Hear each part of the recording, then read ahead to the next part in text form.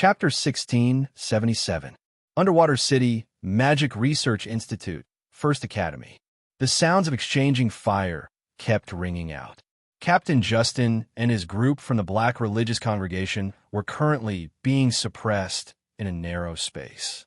All around them, there was the artillery fire of the heavily armored military police. Damn it, these magic energy weapons are far more powerful than what the Emperor showed us before.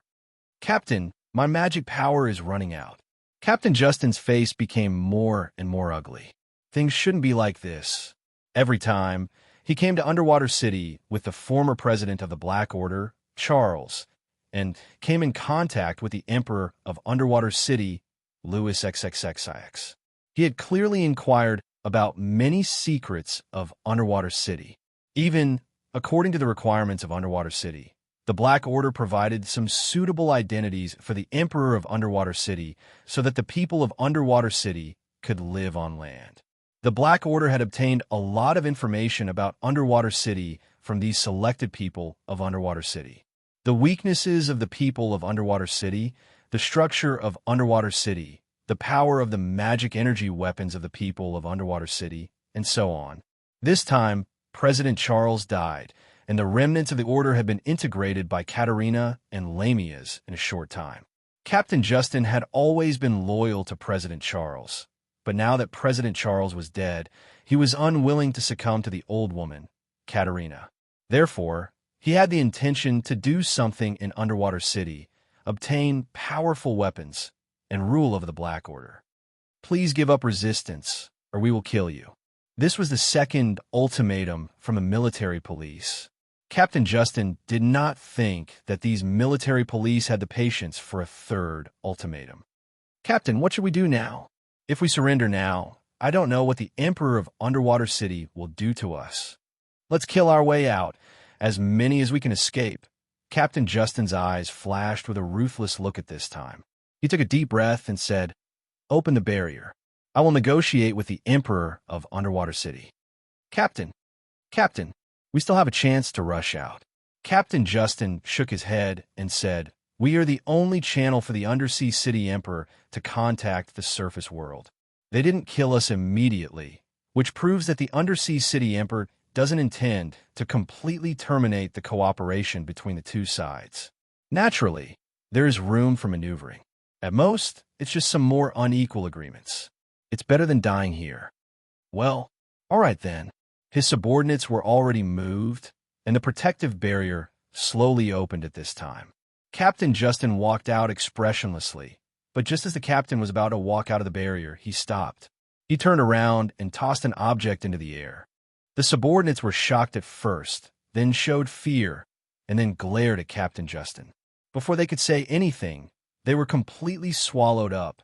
The thing that was thrown out was like a monster, instantly swallowing their bodies. Then it turned into a huge sarcoma and began to squirm. Captain Justin looked at this scene expressionlessly. When a military police outside rushed in, Captain Justin's body suddenly melted. His body turned into a pool of silver liquid and then adhered to the wall. In just a moment, he had completely merged with the wall and was indistinguishable. At this time, the military police outside had already rushed in, and they saw the huge sarcoma instantly waving its tentacles to attack. The military police guards directly attacked in surprise. The powerful magic energy weapons and light cannons instantly fired. Finally, the huge sarcoma directly exploded, and flesh and blood instantly stained the surroundings. What the hell is this thing? Looking at the messy scene in front of him, the captain of the military police could not help but fall into contemplation. But they had been surrounded, and the intruders obviously could not escape. The captain immediately issued a series of orders. Soon after, the place where the battle took place was completely sealed off, but the military police still did not leave. They were still carefully searching the rooms of Astral 1, the prison of Underwater City, the lowest level. This was a place specially used to imprison serious criminals of the Sirens. In addition, some residents of Underwater City who had committed serious crimes were also imprisoned. In fact, with the legal environment of Underwater City, there were very few cases of residents committing crimes. They committed crimes, but it was more because they were tempted by the sirens, and thus fell. They became spies of the sirens in an attempt to destroy the peace of Underwater City. Once the crimes of these residents were confirmed, the kingdom's government would publicize them. They would also be stripped of their identity as residents of Underwater City and become a scourge like the sirens, hated by everyone. But what the people did not know was that the lowest level of the prison of Underwater City was actually a huge mineral deposit, the most important raw material used to start the magic energy core. In the deepest part of the mine, the terrain was complicated, like a maze. Only the officials in charge of this level could know all the paths here through surveillance. As for mortals, they wore necklaces that could guide the way. Losing these necklaces also meant death, because the moment the necklaces were violently torn apart, an explosive device hidden inside the necklaces would blow the prisoner's body into pieces. This was the abyss of despair, and the utopian underwater city was above this abyss, nibbling away at everything here. In a mine tunnel, a dozen sirens covered in scars were transporting a batch of minerals that had just been mined, but excessive hunger still pushed this group of sirens to their limits. They directly collapsed on the tunnel, unable to move forward. There was too little food in the mine. They finally closed their eyes, and their lives faded away. Soon, a few heavily armed magic energy soldiers appeared and took away the corpses of these sirens. Then, they called for new mine slaves to continue the transportation of minerals. Similar things kept happening in the mine of despair. The sirens imprisoned here had even given up resistance. "Over there, don't stop." At the mining site, a prison guard who was supervising the work waved a long whip and whipped a weak man hard. "If you don't work, I'll throw you in front of those dirty sirens. Do you see that? They're already crazy from hunger. 10 seconds. No, in just 5 seconds, you'll be eaten up by them." This was one of the few mining areas that the criminals of the underwater city were in charge of. The criminals of the underwater city had always been the weakest group in this mine. They were in danger of being attacked by the hungry sirens at any time. As for the supervisors and prison guards, they did not care about this kind of hunting. In the darkness, there was no hope of leaving at all. The criminals would soon go crazy. Finally, it was time to drop the food. The food was thrown from above and landed on the ground, everywhere. This was the most dangerous time. The sirens and the criminals were hunting for food together. The criminals would easily turn to another kind of food. Therefore, the criminals would always gather together at this time. The strength of the group could always give them some insignificant sense of security. Fortunately, even the Sea Demon clan had reached the limits of their bodies after being imprisoned for a long time. Apart from their large size, they were also very weak. Both sides were carefully looking for their food. The mine warden was enjoying this scene in an absolutely safe fortress. It was just the daily entertainment of the mine warden, Benjamin. Compared to the flying serpent competition that was being held in the underwater city, he was even more enthusiastic about this kind of activity. This is the real cruelty and despair. Benjamin's breathing became rapid as he ate the meat on the table in big mouthfuls.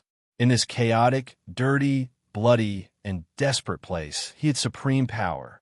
As long as His Majesty did not give any orders, he was another emperor here. At this moment, the door of the restaurant suddenly opened. Benjamin's good mood suddenly dissipated because of such an interruption. He did not even turn his head and scolded angrily. "Didn't I say that no one is allowed to disturb me during my lunchtime?" He immediately turned around. When he thought about whether he should add another worker to the mine below, his face suddenly changed. His hand trembled, and the steak in his hand instantly fell to the ground. Trembling. Lady Luga." Looking at the girl in the silver robe in front of him, Benjamin's legs instantly went soft, and he fell out of the chair. His huge body wriggled like a worm. "Maybe I should throw you down from here and let you personally experience this so-called game." Lady Lugu walked in slowly. Benjamin did not dare to raise his head at this time. Only his body kept trembling. "Lady Lugu, I won't do it again. I won't do it again. It's nothing." Lady Lugu walked in front of the mirror and glanced at the mine below. Then, she looked up and glanced at the top of the mine. After all, the income of this mine has always been good. In the darkness, there seemed to be a deeper black shadow, a round black shadow. I have always been urging the prisoners here not to slack off. Benjamin said hurriedly, the amount that His Majesty requested, I have completed it in advance every month. Don't worry about this. I definitely won't slack off. Lady Lu Gu nodded softly. Nehamin swallowed his saliva at this time and raised his head tentatively, only to see the girl, Lu Gu, looking down at him at this time. He quickly lowered his head and asked with a trembling voice, Master Lu Gu, may I know, why are you here this time? Waiting for someone. Waiting for who? Warden Benjamin was stunned and raised his head slightly in confusion. This time, Lady Lu Gu did not look at him. She just looked at the mine below with interest and said with a smile, Destiny's long gang. What?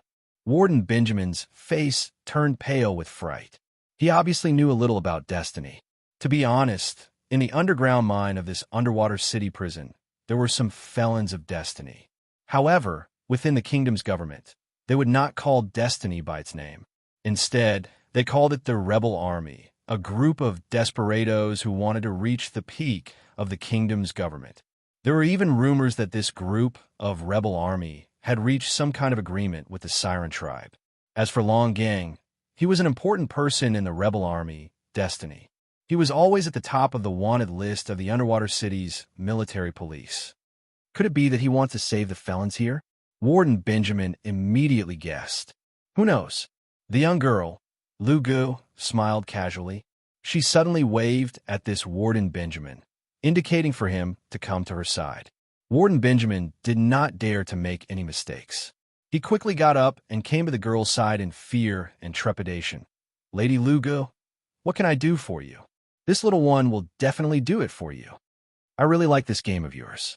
Lady Lu Gu smiled and said, This is much more interesting than the flying serpent competition. Warden Nehamin chuckled and immediately said, There are games like this every day. If Lord Yoga is interested, I will leave the best viewing spot for you every day. Also, I have a special way to encourage people. That is to hang the criminals and put them in front of the Siren tribe. These Siren tribe will go crazy from hunger and will even kill each other. That sounds interesting. The girl seemed to be deep in thought. Warden Benjamin's small eyes turned, and he immediately said, Since Lady Lu Gu likes it, this little one will immediately arrange for people to prepare this show. It will be ready soon. No need to trouble yourself. The girl shook her head. You can leave now. Okay, I will send people. What? While he was shocked, the girl's hand suddenly pressed on Warden Benjamin's body. He did not have time to react before a huge force sent his body flying. No, his bloated body smashed through the transparent curtain wall and fell into the mine. From now on, you will be the new warden here. The girl looked at the warden who was peeking his head in and looking at this scene in horror. Riaz's body was a bit stiff. His hands and even his neck were a bit stiff. He could not even hold the controls of Flying Serpent firmly. His mind was blank. He was already on the stage of the Flying Serpent competition and was preparing for the finish line. He knew that in this kind of competition, he would definitely be nervous. How could he not be nervous? After all, this was the all-star competition. But Riaz, who was already mentally prepared, did not think that he would be so nervous that it was like he was drained of energy. It was because it was impossible not to be nervous. Riaz was wailing in his heart. Young man, you are very brave. You dare to walk on this stage at this age. I'm very happy to be able to meet you in this competition. This will be a wonderful competition. You are flattering me, Your Majesty. Perhaps it was because of confidence or because of his own strength. The Emperor of Underwater City was right next to Riaz at the end of the competition. Riaz subconsciously looked at the support area assigned to him by the competition venue, but he saw Boss Luo and Miss Maid looking at him, holding cheerleading props in their hands that he didn't know where they got them. Come on, Riaz. Riaz showed an ugly smile, then took a deep breath and looked forward. However, not far ahead, Krakow Duojin, who was sitting on the gold giant beast, turned his head and glared at Riaz behind him. He gritted his teeth in anger. Even if it was the Emperor of Underwater City, but this was the stage of the flying serpent competition.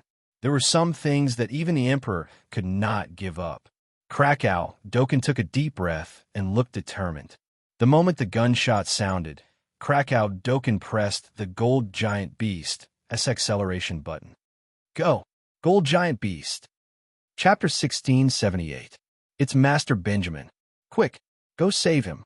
They were not in the sturdy fortress, so they did not know what had happened in the fortress. They only knew one thing. Their superior, Warden Benjamin, had fallen into the mine. This was a big shot who could control the life and death of everyone in the underground mine of the underwater city. Warden Benjamin's fall had caused the supervisors and wardens in the mine to panic. But the place where Warden Benjamin fell was the place where most of the siren prisoners gathered to hunt. In a moment of desperation, the wardens who were scattered all around immediately picked up their weapons and rushed over. The fall of the warden had caused a large number of siren tribes to fight over him, but it gave the prisoners who were trapped in a corner a chance to catch their breath. A hunchbacked man with stubble on his face quickly picked up the food on the ground and hugged it in his arms. Then, he desperately rolled toward the stone ditch at the side. He did not even care how dirty the food was as he wolfed it down. Professor Joachim. At this moment, a steady voice rang in the man's ears. This made the man instantly stop eating. His body instinctively stood up and said hoarsely, Who is it? Professor Joachim, I am Longang. This time, I am here to save you. The voice became faster. Now, don't ask anything and don't speak. If you trust me, do as I say. You only have 5 seconds to think about it. What should I do? The man almost instantly responded to the voice. Follow my instructions. Now, you need to leave the stone ditch first, then approach the fort's location. Remember, try not to attract attention. Now that the mine is a little chaotic, it is a good opportunity for you. The man, Professor Joachim, heard this and nodded. In an instant, he stuffed the remaining food scraps into his mouth and struggled to climb out of the stone ditch. Now, because of the chaos in the mine, the supervisors and wardens did not care about a prisoner with a weak body like him. Following the voice's instructions, Professor Joachim quickly found his way to the terrifying fortress. The process was very smooth. Although Professor Joachim was frightened, he successfully arrived at the place that the voice pointed to. He looked around nervously, but there was nothing around him. Other than black rocks, there was only black rock walls. Where are you? Dr. Joachim asked in a low voice. In the blink of an eye, the stone wall in front of them suddenly moved. Then, a piece of rock slowly moved, revealing a hole that was barely big enough for an adult to crawl through. Dr. Joachim mustered up his courage and hurriedly climbed into the hole. Then he saw the light. He had not seen such a bright light for a long time, and his eyes suddenly became stinging. Hello, Mr. Josher. When his vision recovered slightly, Professor Josher saw a man with a resolute face, but his eyes had double pupils.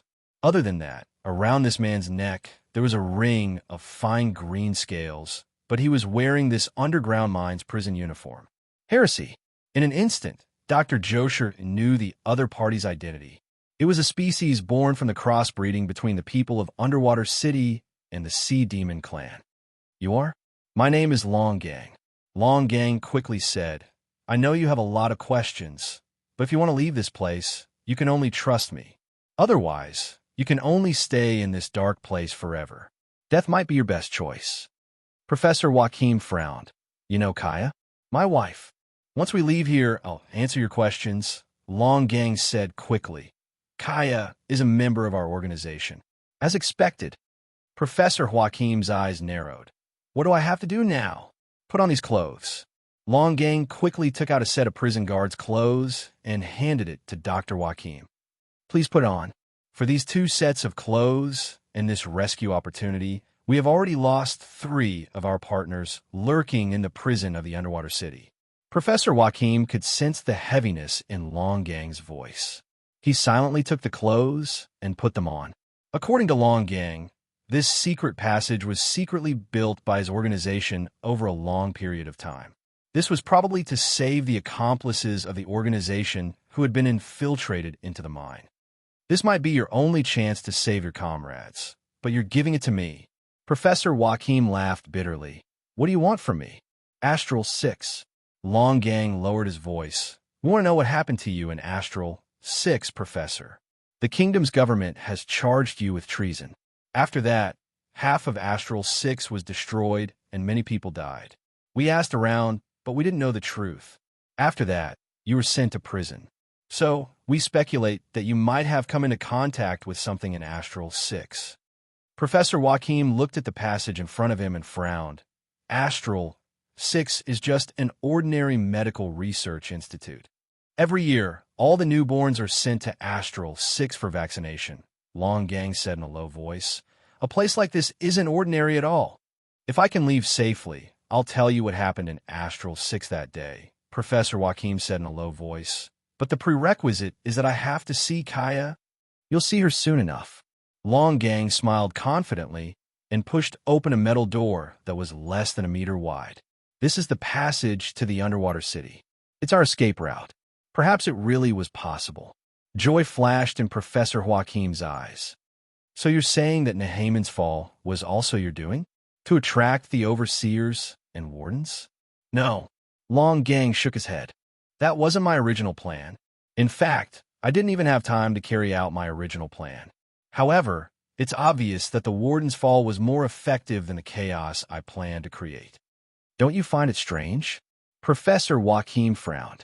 Long Gang said, It's very strange, but I can't think of any conspiracy that would cause the warden of the underwater city to die tragically at the hands of the sirens. Perhaps something really did happen in the fortress. Professor Joachim did not speak. The conveyor belt that was transporting the minerals slowly rose. He raised his head and looked at the top. Every second felt extremely long and frightening. We're here. Finally, the conveyor belt gradually slowed down. It had reached the top. Long Gang pushed open the lid above his head and took the lead to climb out.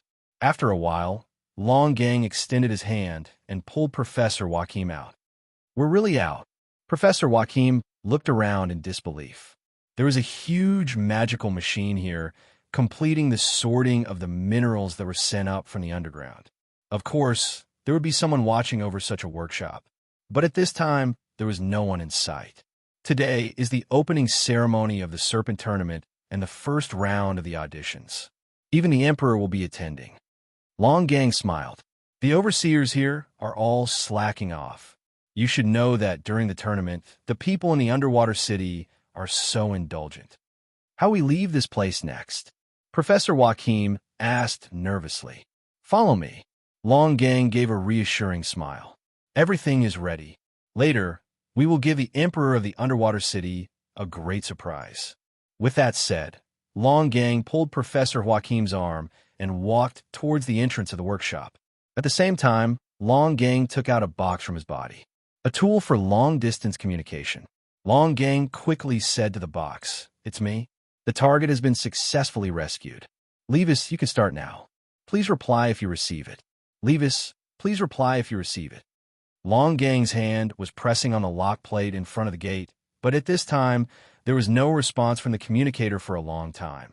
Long Gang could not help but subconsciously stop his hand. What happened? Professor Joachim stepped forward and asked nervously. I don't know. Long Gang frowned. The gate in front of him was slowly opening as he activated it. But at this time, a circle of scales on Long Gang's neck suddenly stood up. His polychoria instantly expanded. Long Gang reached out and grabbed Professor Joachim's shoulder and retreated quickly. But at this moment, a black whip like a poisonous snake shot out from the crack of the gate. The speed was so fast that it directly caught up with the retreating Long Gang and directly wrapped around his neck. It tightened. Long Gang was pulled to the ground, together with Professor Joachim. The gate finally opened. A girl in a silver robe pointed at the black whip at this time and smiled. Good afternoon, Professor Joachim and Mr. Long Gang from the Destiny Organization. You are. Long Gang's face changed slightly at this time. The silver moon which under the emperor, Lyoga. The girl just smiled instead of responding. Then, she raised her hand, and the black whip rolled toward Mr. Longang. After a wave, Mr. Longang's body was subjected to a terrifying electric shock. He screamed miserably. The electric shock was still going on. Professor Joachim on the side was frightened and did not have the courage to resist at all, until Mr. Longang finally lost consciousness and fell to the ground, motionless. At this time, the girl slowly withdrew the long whip and said with a chuckle, "Well, the next good show is about to start. Professor Joachim, do you want to watch together?" Underwater City, Flying Serpent Competition Arena. When the paintballs used for cheering stopped, the entire arena shook slightly. At the same time, the platform began to leave, and then a spiraling track began to slowly rise. Like a giant snake, one round after another, the spiraling track had quickly risen to the height of the highest position in the arena, but it was still rising.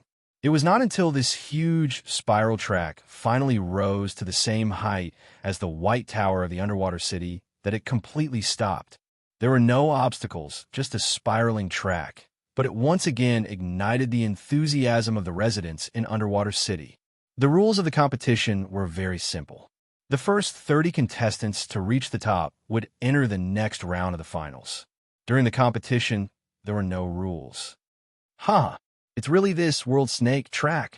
My flying serpent, specialized in accelerating at corners, it seems that it could be put to good use.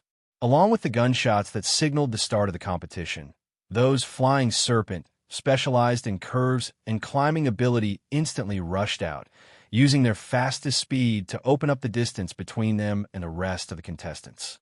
When the contestants at the front had climbed to the third curve, Riaz, who was at the last position, was allowed to activate his flying serpent. He didn't aim to be the champion of this competition, but at least he needed to get through the qualifiers and enter the finals. Even if he was the last to reach the top, it was fine. Azra, fight side by side with me. Riaz stroked the flying serpent, named Azra under him, took a deep breath, and instantly activated it. A stream of air shot out in an instant, lifting Azra up. Riaz stabilized his body, and there wasn't any sway during the whole process. What a solid foundation. At this moment, His Majesty the Emperor, who was at the last starting point with Riaz, suddenly exclaimed in admiration. This made Riaz almost lose the balance he was maintaining. Thinking that the Emperor was right beside him, and he was also the champion of this competition, Riaz couldn't help but feel a little scared. "Don't be nervous, young man." His Majesty showed a smile at this time. "I will walk with you and enjoy the scenery of the first half of the race." That being said, the Emperor's flying serpent still hadn't been activated. Riaz had done a lot of research on flying serpent, and he could tell at a glance that the Emperor's flying serpent was just an ordinary model on the market. Although there was no problem with its performance, it was really, "Young man, haven't you started yet?" The Emperor suddenly smiled. Riaz quickly looked at the flying serpents in the lead and saw that they had climbed to the 5th lap. He was shocked and quickly rushed to the 1st lap. What a young and inexperienced child. Louis XXXIX smiled, and then his flying serpent slowly moved. He would be the last to set off, and then he would reach the top as the champion. At the same time, a pillar suddenly rose rapidly from the center of the spiraling racetrack. It instantly rose to the finish line of the racetrack. The dazzling light screens in the surroundings were fixed at the top of this huge pillar. There was a cross-shaped execution platform erected here. It seemed that someone was hanging on this cross-shaped execution platform. It was a man with his head lowered, and above this man's head, there was even a huge guillotine hanging. This sudden situation made both the inside and outside of the race instantly quiet down. But at this time, the host's voice sounded. "Beloved residents of the underwater city, as well as the contestants of this competition, commendation from the kingdom's government. The identity of this hanging gentleman is a felon who bears the crime of treason. His name is Longang. As you can see, the moment the first contestant to reach the top of this competition breaks through the finish line, the guillotine hanging on this felon's head will fall. He will have the honor of executing a traitor. The audience. Immediately, frantic cheers rang out. Hashtag, hashtag, hashtag, hashtag, hashtag PS. 80 seconds. Chapter 1679. The huge screen even allowed the people in the undersea city to see the appearance of the man who was hung on the pillar carefully. But strangely, there was almost no discussion about this person's origin. They were only keen on waiting for the last moment. Who would break through the finish line and become the one who would be executed? Not only the audience inside and outside the stadium were fanatical, but the contestants who were running on the track were even crazier. In the special spectator stand for the emperor, Qin Shiu, who was confined to the chair, frowned and watched all this in silence. At this moment, the door opened, and a girl in a silver robe walked in slowly.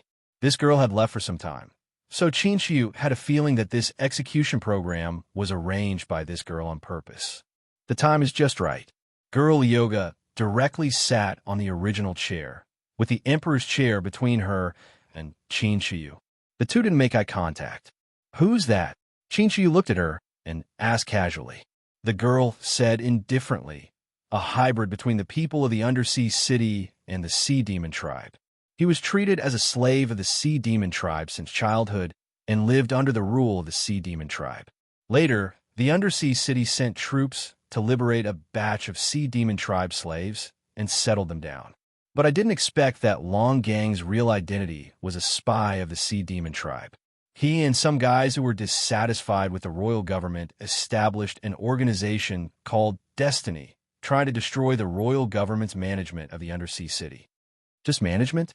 Qin Shiyu said with a faint smile. Girl Yoga turned her head and also smiled. "You can think of it as management, it doesn't matter. Anyway, this undersea city is just Lewis's game box." Qin Shiyu suddenly said, "I think maybe you're more suitable to be his queen than me. But your identity is just his slave, which is really a waste of your talent."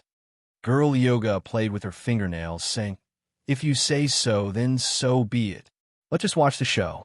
Such a good show is rarely seen in normal times." Qin Shiyu said indifferently, "It seems that there's going to be a bloody storm. The companions of the so-called rebel army organization probably won't watch their companions being executed like this. Who knows?" Girl Yoga smiled slightly. She flicked her fingertips, making a slight sound under the collision of her fingernails. She suddenly said, "Why do you want His Majesty to participate in the competition? I just want to see how this man looks when he's being toyed with." Qin Shiyu said with a faint smile. "Now it seems that he is no different from ordinary men." The young girl, Crystal Song, laughed. "No matter what you're planning, you won't succeed. In Underwater City, Lewis is the god here. Perhaps you think that the magical civilization is everything here? You may not know anything about true power. The real power." Qin Shiyu opened her mouth slightly, but her eyes fell on the arena faintly. Perhaps he really knows nothing about it. The young girl, Crystal Song, subconsciously frowned. She keenly sensed that this Miss Qin seemed to be hinting at something else. However, she soon shook her head lightly and said indifferently, "Soon, you will see Lewis's ruling power over Underwater City." But Qin Shiyu closed her eyes and didn't say anything. The young girl, Lu Gu, snorted softly. She took out a plate-like board and tapped it with her finger. Gradually, she revealed a smile. This is, in the crowd, Kaya, who was dressed in black robes and had her head covered, watched the scene on the screen in fright. She had never felt so horrified before. She walked quickly on the street, dodging the people around her with agility. Very soon, she arrived near an interview vehicle. However, the interview vehicle had already been surrounded by the military police. Two men were currently being led out with their heads covered by black cloth. Looking at their clothes and reminders, Kaya immediately realized that they were Levis and 19. Had the operation plan been leaked? Could it be that there was a traitor in Destiny who sided with the kingdom? This was going to be a fatal crisis for Destiny. At that moment, many thoughts appeared in Kaya's head. However, at this moment, an ear-piercing sound rang out by Kaya's ears. It was some sort of gathering signal. Kaya immediately understood that this was the gathering signal for the other members of Destiny who were hiding in the city to save Long Gang. This was a trap. They all knew that this was clearly a trap set up by the royal government. Now, whether they saved Long Gang or not would be an extremely heavy blow to the entire organization. However, at this moment, Kaya's other communication device suddenly rang. Looking at the other party's channel, it was actually Long Gang's channel. Kaya was surprised. After a moment of hesitation, she opened the communication device and said softly, "Who are you?" "It really is you, Kaya." This voice is. Kaya was surprised at first before she ravished with joy. "Jochu. Jochu, is that you? Why do you have Long Gang's communication device?" "Long Gang saved me from the underground mine, but in the process of our escape, Long Gang was captured. I managed to avoid disaster. Kaya, I'm very scared right now. I don't dare leave this place. There are people out there who want to capture me. What should I do?" "Don't be scared." Kaya sucked in a deep breath and said sternly, "Send me the location. I'll come back for you, Jochu. I'll definitely come to your side. I'll wait for you. Quick." Inside the arena, the supporters that the contestants had brought with them were currently using the special channels inside the track, rapidly ascending to the various temporary platforms. The contestants would decide whether to enter these platforms to replenish or repair their serpent based on their knowledge. Yes, repair. As long as the contestant did not give up directly or was unable to continue fighting, they could still continue the competition. However, after the initial sprint, the contestants had already split into 3 groups. Currently, the most intense battles were happening in the second group. Serpent could be modified to give it great destructive power. Apart from the fact that magic energy weapons were forbidden, there was basically nothing else that was forbidden. Among them, simple yet destructive weapons such as metal spikes and steel sawtooth were especially popular. However, there were already some contestants who could not reach the temporary replenishment area. When the first contestant fell from the track, his body smashed into pieces as he collided violently with the ground, and the frenzied cheers overwhelmed the crowd. However, this was only the beginning. The contestants, the remains of Serpent, and the blood quickly polluted the bottom of the track. Riaz was shocked by what was happening before him. He had even forgotten that he was actually on a track like this. How could this be? Riaz subconsciously asked himself. He already knew about this kind of serpent competition since he was a child. He watched it through various channels since he was a child, and he even watched it many times in person. However, he had never felt this way before. The brutality and blood on the track, the cheers of the people of Undersea City inside and outside the track, were all like thunderbolts exploding in his brain. Riaz's face was pale at this moment, and he instantly couldn't feel the joy of being on the track. Finally, Riaz subconsciously stopped his serpent. Riaz quickly got off the serpent, not to give up on the competition, but to quickly rush to the side of an injured serpent on the track guardrail. This competitor's left leg had already been crushed, and his hand was pinched into the deck of the flying tumbler. As for his abdomen, it was directly pierced through by one of the flying tumbler spikes. The contestant fell to the ground and was dying. How could this be?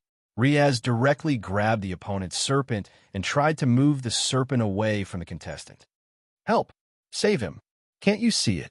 Riaz crazily yelled at a temporary supply point not far away.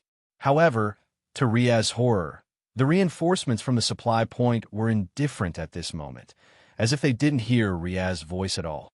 No, they clearly heard it, but when they saw Riaz move the serpent that was on top of the contestant by himself, they even had confused gazes. It was as if they were saying, "What are you doing? This is the all-star serpent competition. Save me, save me," the contestant said with a weak voice, and he reached out his hand in horror and tightly grabbed Riaz's arm. "Save me, wait, don't give up." Riaz lowered his head and saw that the contestant's eyes were slowly closing, and he couldn't help but become more anxious. "Who's coming? Help me. I can't do it alone. Who's coming?" He still used all his strength, and his hands were even bleeding from the sharp edges of the serpent's shell. But the heavy serpent couldn't be moved at all.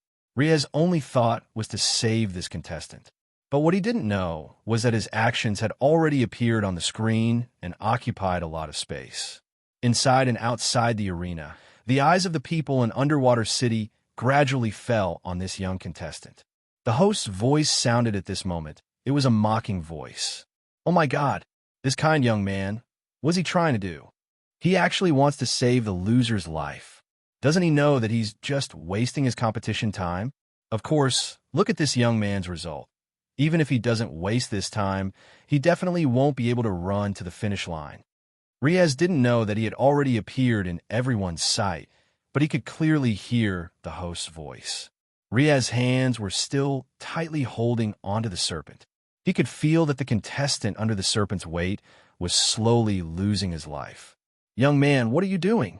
A gentle voice directly sounded behind Riaz.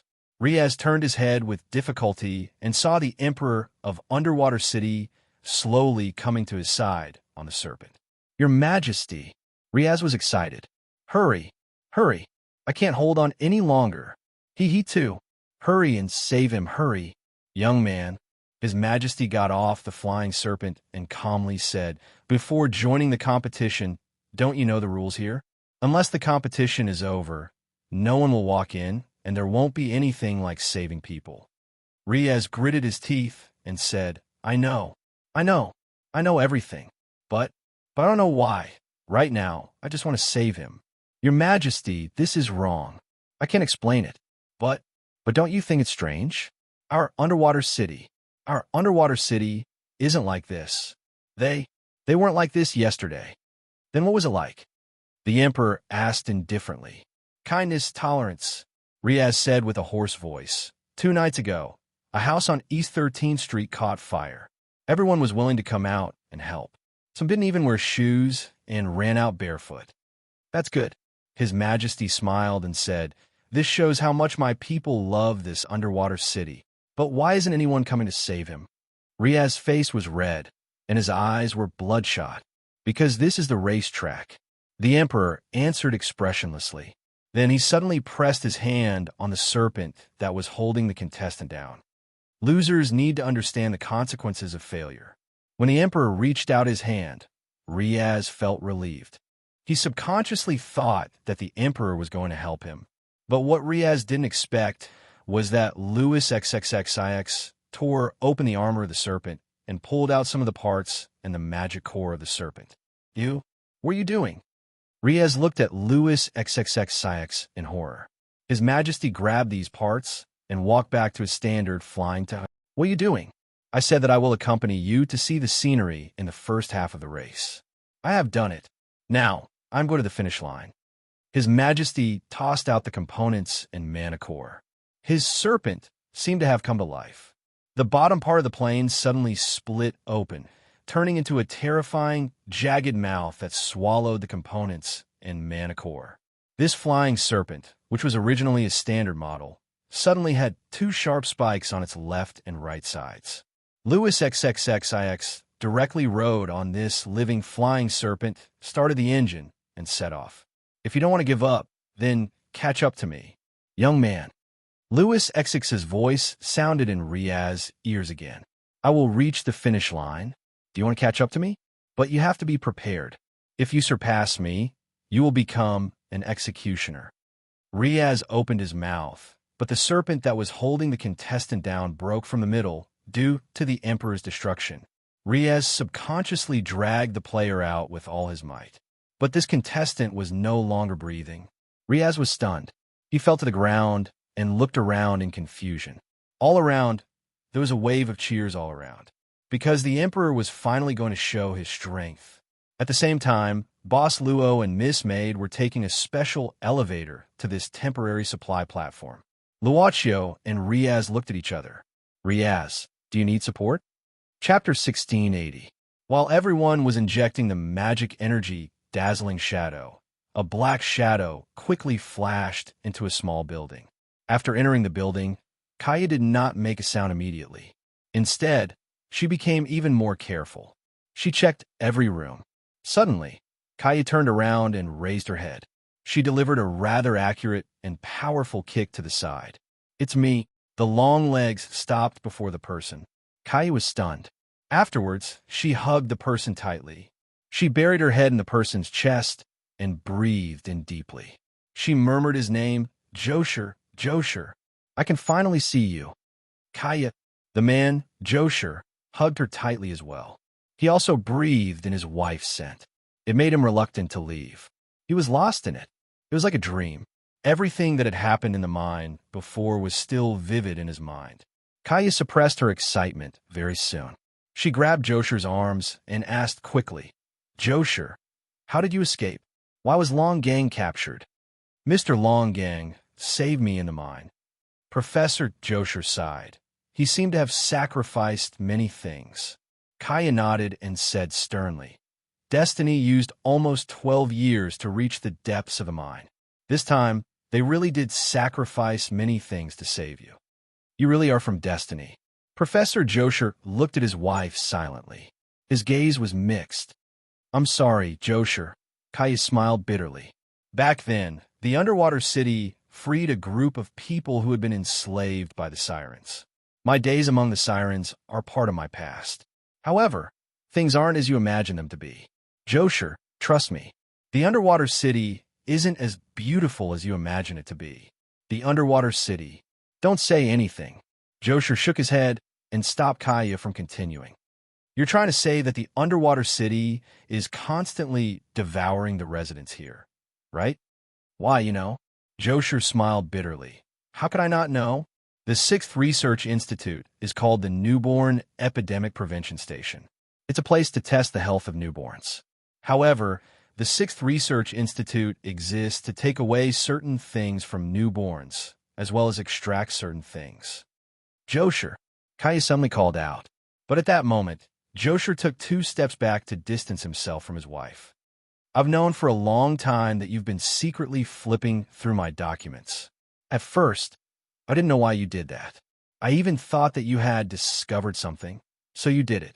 Even when I was arrested by the military police, I always thought that it was because the thing I had done was exposed. But that's not the case. Josher, what are you saying? Kaya immediately frowned. I don't understand what you mean. It's fine if you don't understand. Josher shook his head and looked at his wife. This time, the reason why Destiny is willing to pay such a huge price to save me is because they heard from you that I might be in possession of some secret of Astral 6. It's not like that, Josher. You approached me, fell in love with me, and married me, all because of Destiny's existence. You wanted to steal the secret of Astral 6 from me, right? No. I admit that part of the reason why I got married and formed a family was to hide my identity better.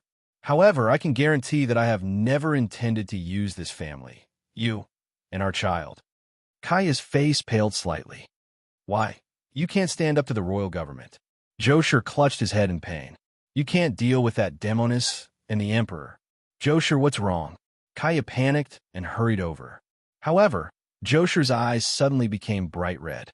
He grabbed his wife by the neck and pressed her to the ground. We can't escape. Neither you nor I can escape.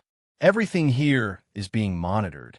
Everything here is being watched by that person. It's happening here, it's happening outside, and it's happening throughout the underwater city. Mind control. Kaya seemed to think of something at that moment. She said with great difficulty and fear, Silver moons. Demoness? What did she do to you? However, Josher no longer seemed to hear her. He had completely descended into a state of madness. He grabbed Kaya's hands, and his veins bulged. He seemed like he wanted to kill her. Josher, in her desperation, Kaya could only choose to attack. She drew her magic energy short spear from her waist. It was only at the lowest output, but it was enough to send Josher flying. He slammed into the ceiling heavily. Josher. Kaya crawled to her feet in a hurry and flipped Josher's body away. She pressed his hands down at the same time. Wake up, Kaya. Josher seemed to recover a sliver of his rationality now. He looked at his wife with mixed feelings. Our child has the seed to fight against it in our child. Also, the Emperor, the secret of the Emperor's eternal life is in Astral 6. Let's go. Josher, her husband, who should have been suppressed, suddenly erupted with strength. Not only that, but some of his body's abnormalities rapidly spread to the doctor. He roared out like a wild beast. Kaya immediately retreated in fright. Her body had almost been pierced by Josher's claws. She gasped as she looked at her current husband with a trembling voice. Degenerate. How did you? At that moment, Josher did not charge towards Kaya. Instead, he roared out again and slammed his head against the window, jumping out into the street outside. The moment he landed, there were dozens of blue flashes coming from all directions. They landed on Professor Joachim's body, and in just a few moments, the mutated Professor Joachim's body was turned into a beehive. Kaya watched on in sorrow. She had seen it all. It was the work of the military. Clearly, they had been lying in ambush here since long ago. It was Josher who had invited her here. Perhaps he had fallen under the Silver Moon Witch's control. Kaya's mind was in utter chaos right now. She unintentionally glanced at the magic energy projection screen on the street. The screen was broadcasting the scene of Riaz disembarking from Serpent and saving a heavily injured participant. How did Riaz? Kaya's eyes immediately narrowed. However, before she could think any further, the military had already discovered her and were rapidly charging over. Kaya gritted her teeth and glanced at the doctor's corpse on the street in sorrow. She immediately broke through the roof of the building and jumped up. Chase her. She's up there, within the Emperor's special seats in the arena. The girl, Lugu, suddenly placed the tablet in her hand to one side. Afterwards, she picked up the cup beside her and drank a faint red drink. She glanced at Qin Shuyu and discovered that her eyes were still closed. As a result, she did not say anything. Instead, she began to pay attention to what was happening in the arena. She extended her hand and adjusted the screen in front of her. She did indeed enlarge the screen. Among all the participants, she enlarged the image of Riaz, who was sitting on the track in a daze. What's so special about this young man? I thought you wouldn't wake up, Lu Gu said with a faint smile. Qin Shiyu said indifferently. Among all the participants, he seems to be the only one unaffected. What effect? Lu Gu said indifferently. How come I don't know what you're talking about, Miss Qin? Qin Shiyu said, today the underwater city is filled with a strange fanaticism. Those people, those participants have all unknowingly induced a large amount of negative emotions and become violent. Aren't you asking the obvious? Miss Qin, do I look like a violent person to you? Lu Gu asked. If you say so, then so be it. Qin Shiyu smiled indifferently and then closed her eyes again. What a truly annoying personality. Lu Gu chuckled. She crossed her legs and adjusted her sitting posture. Then, she said to herself, this child is called Riaz. He's the only one who hasn't been injected with the vaccine in all these years. Vaccine. Qin Shiyu remembered this sentence, but she didn't ask. She knew this was all the girl would say. This girl's personality was also annoying. Look, this is Lewis's ability.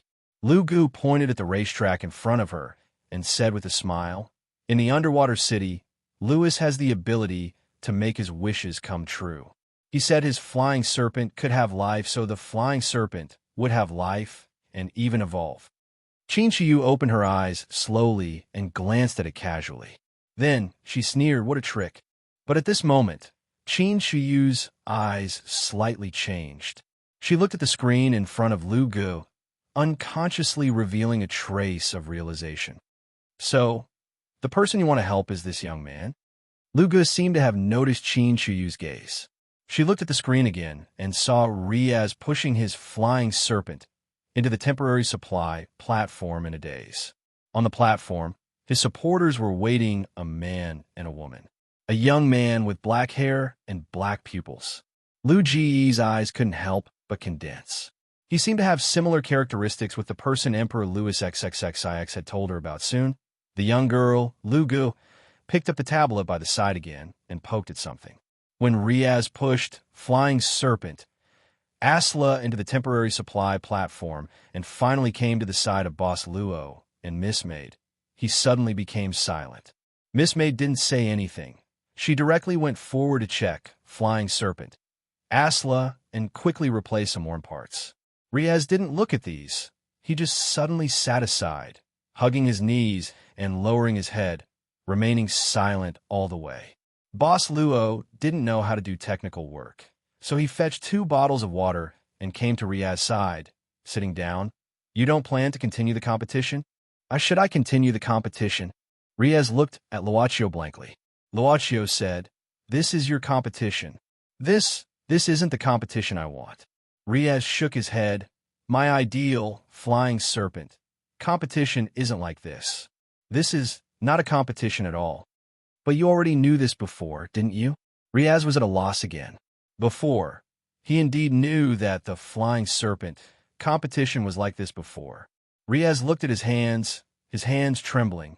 "What's wrong with me? I only know now that I was as crazy as these people in the past. I was excited for those who lost in the competition. I feel that my hands are actually so sinful." He suddenly grabbed his head in pain. I don't know. Underwater city. This isn't the underwater city, I know. What do you think this is?" Boss Luo opened the water bottle and handed it to Riaz. Water? Riaz looked at Luocio blankly. This was indeed a bottle of water. Boss Luo said, "How do you know it's water?" "Isn't this a very simple question?" Riaz subconsciously said, "No matter how you look at it, it's water. Everyone knows that this is water." "What are you trying to say?"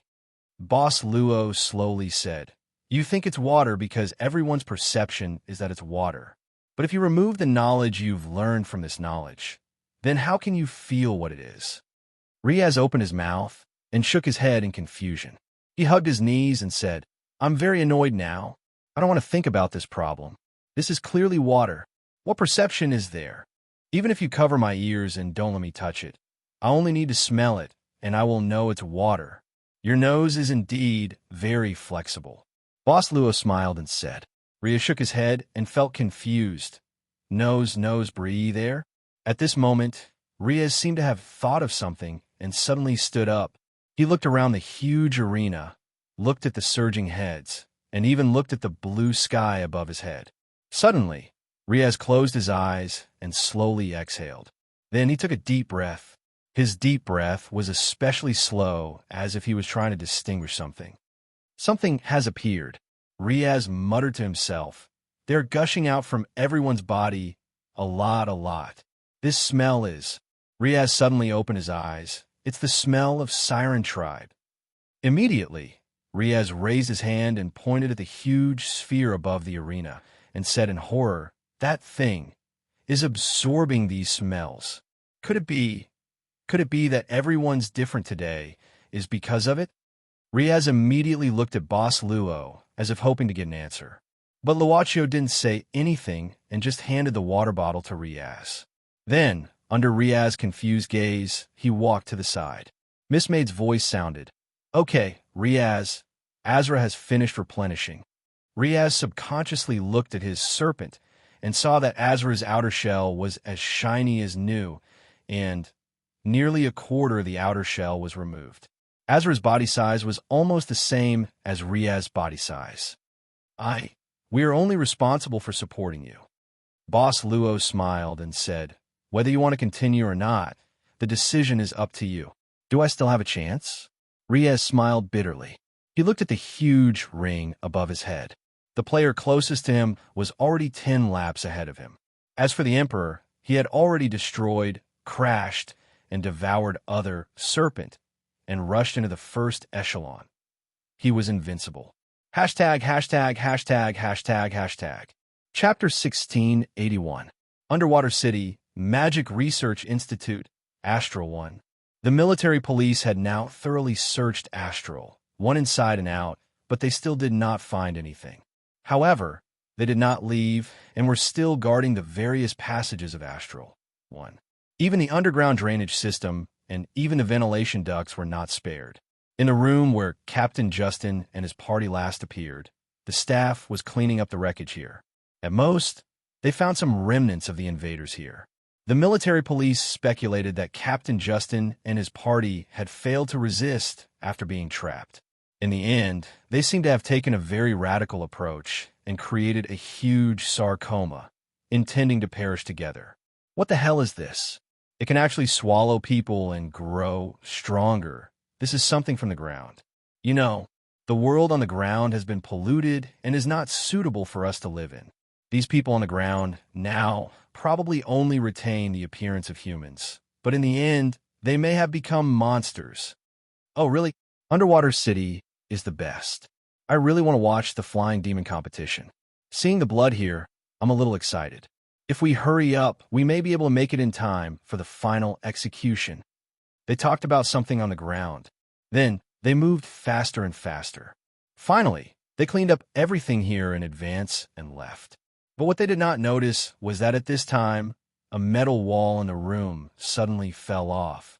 It turned into a pool of viscous liquid and finally began to move along the gap in the room. Not long after, this pool of viscous liquid found a bigger gap and then slowly seeped in. After an unknown amount of time, the liquid finally seeped into a certain place under Astral 1. The liquid dripped on the floor drop by drop and finally turned into a ball. Then, it gradually took shape. It finally returned to the appearance of Captain Justin. This was Captain Justin's biggest secret. In fact, he was not human, but a very special kind of monster that lived in the inhuman domain. His original body was once a lump of mud. Later, a magician in the Magician Association, who liked to do strange research, captured him and his companions and conducted some secret experiments. In the end, it gained the ability to transform.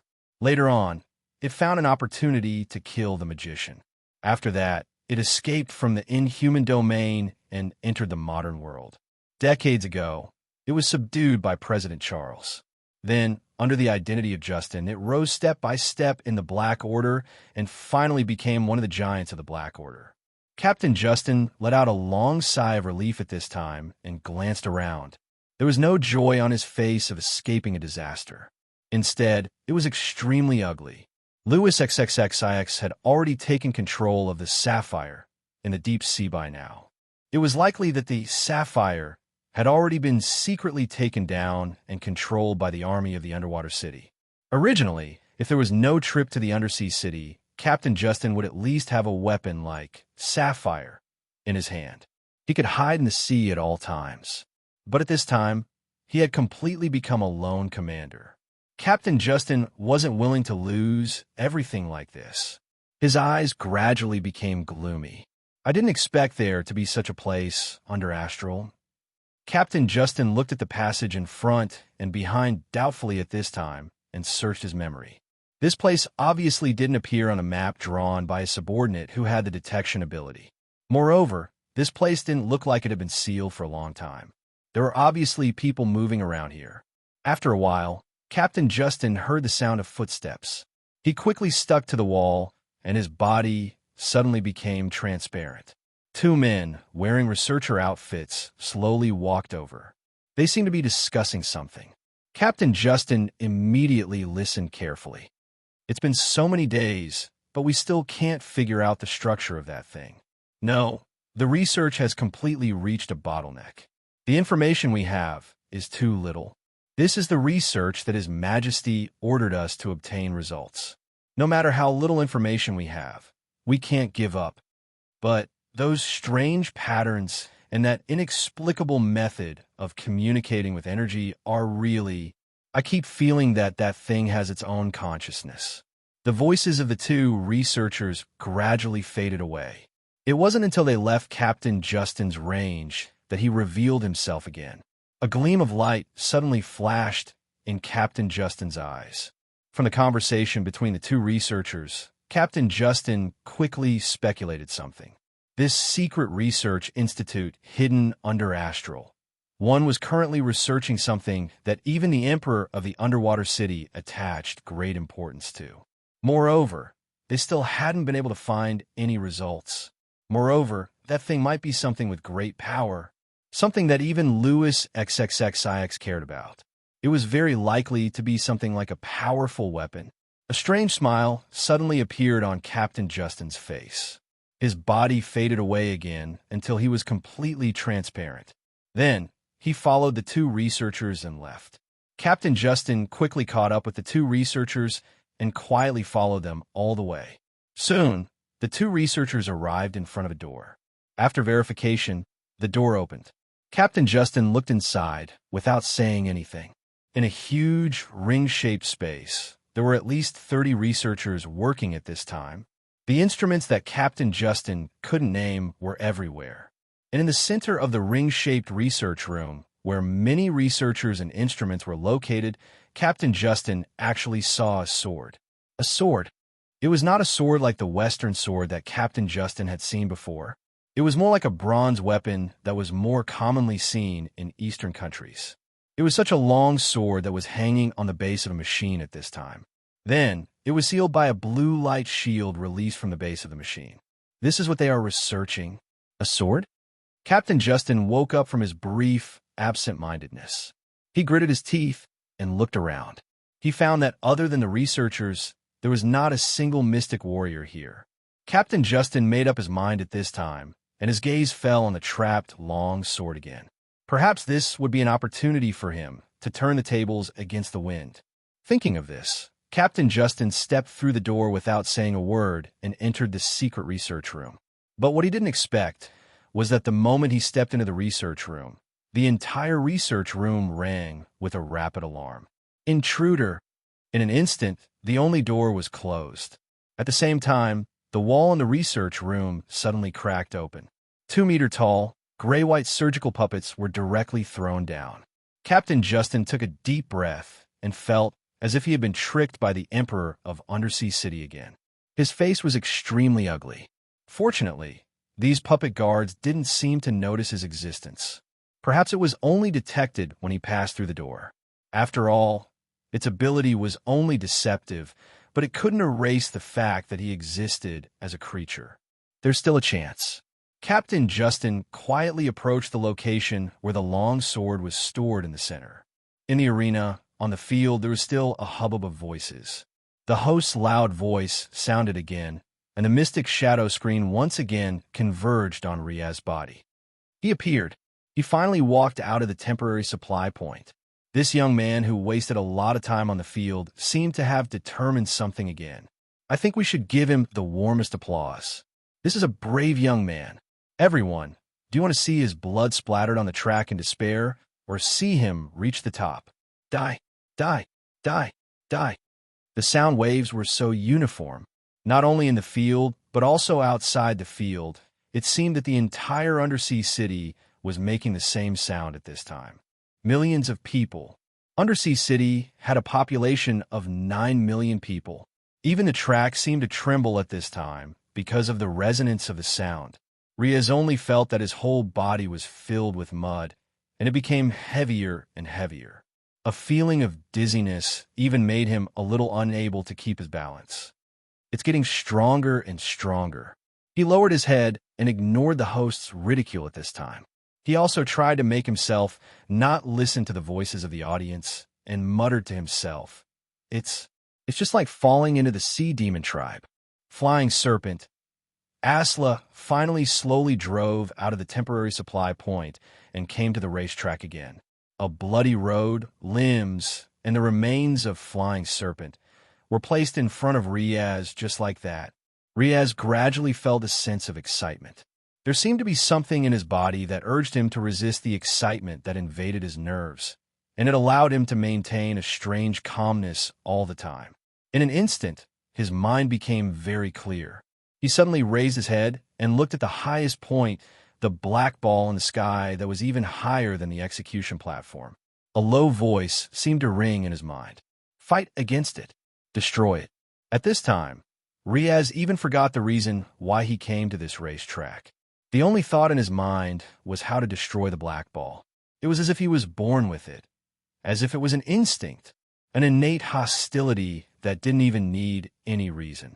Riaz took a deep breath and then suddenly raised the water bottle in his hand, letting the water fall down and wash his face. Then, he directly started to increase the power of Asla. However, he didn't let it start running, but just stayed in the same place. The power was increasing crazily. The scale on the dashboard was also increasing rapidly. 1 scale, 2 scale, 3 scale. Asla still didn't move, but under the powerful power, the suspension device had accumulated a lot of energy. A white heat wave was erupting from Asla's body at this time. Suddenly, a touch of blue light quietly floated in Riaz's pupils. At this moment, his mind was highly focused, and his brain actually calculated the best route in an instant. On the race track ahead, the routes of the third echelon and the second echelon of Flying Serpent appeared in his sight one after another.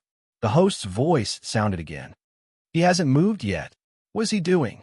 Is he planning to accumulate power? Oh, this is not a smart way to do it. It will only make Flying Serpent unable to bear it and collapse.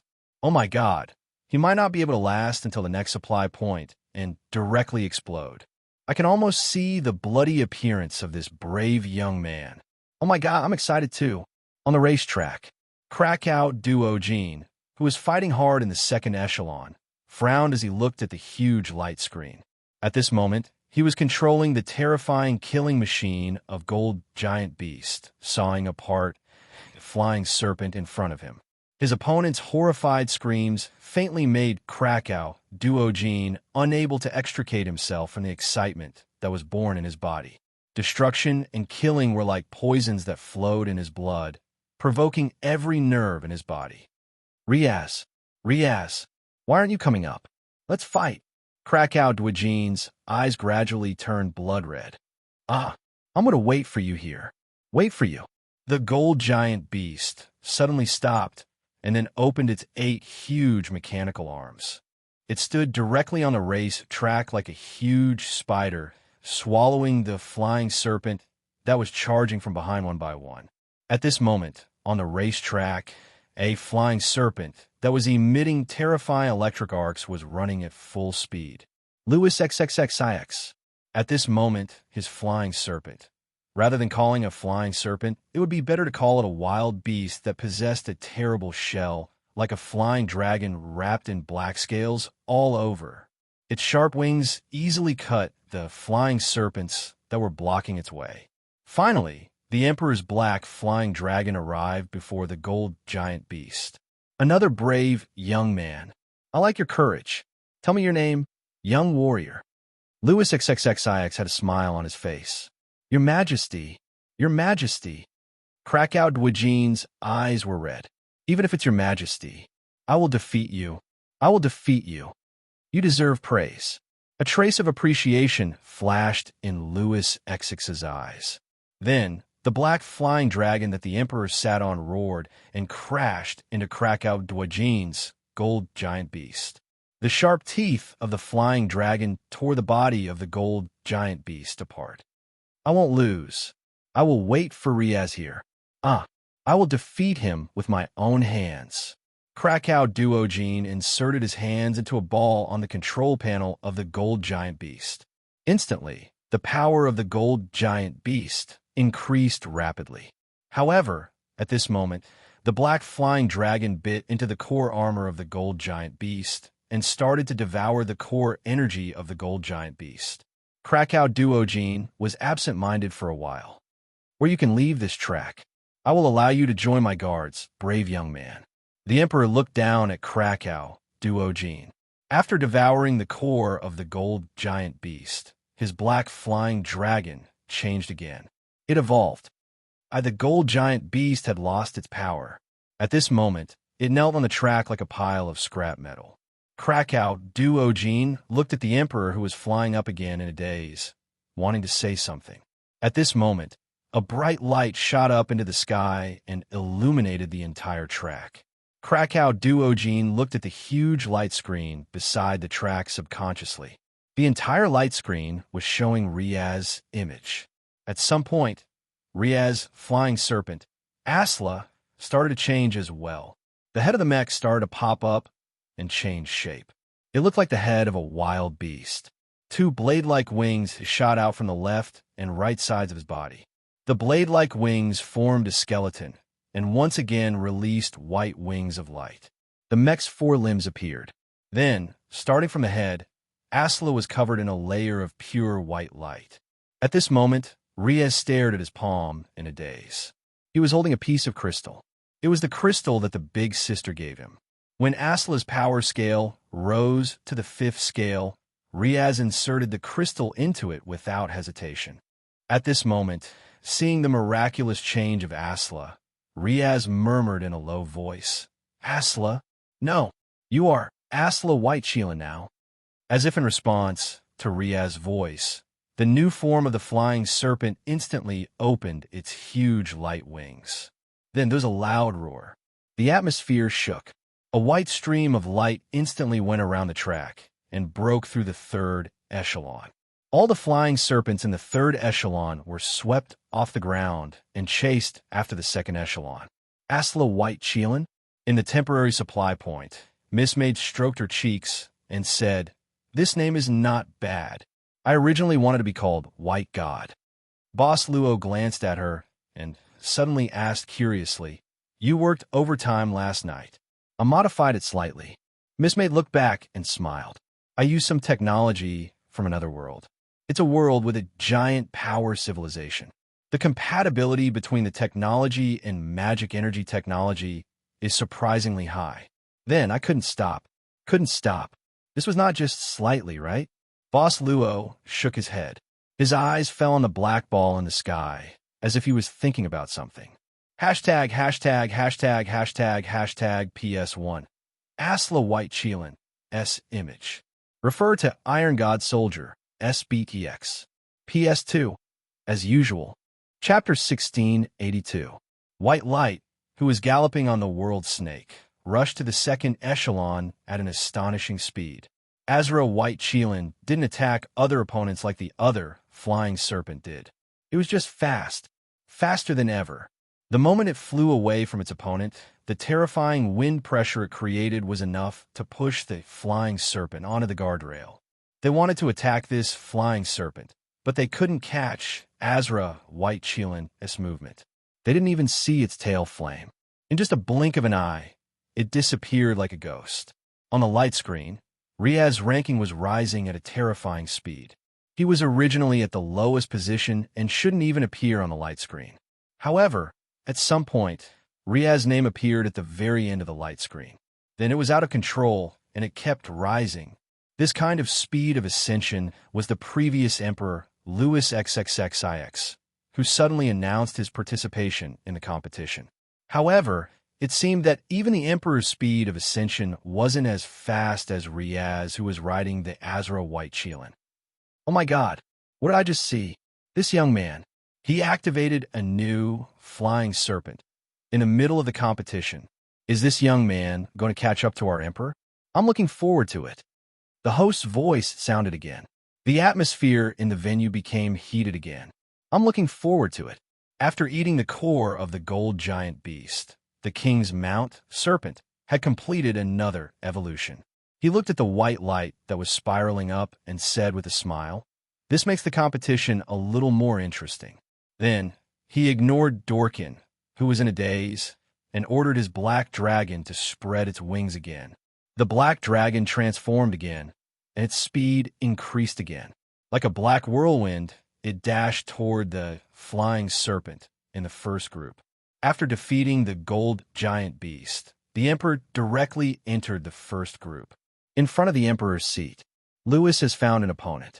At this moment, the young lady, Lu Gu, smiled faintly. Obviously, this wasn't his original intention in the next round of the competition. However, he also received an unexpected reward. "Miss Qin, does this count as a mistake? Aren't you afraid that your emperor will be defeated?" Qin Shiyu said indifferently. "Like I said, as long as it's an undersea city, Louis won't fail." Lyoga shook her head, stood up, and walked to the front of the stand.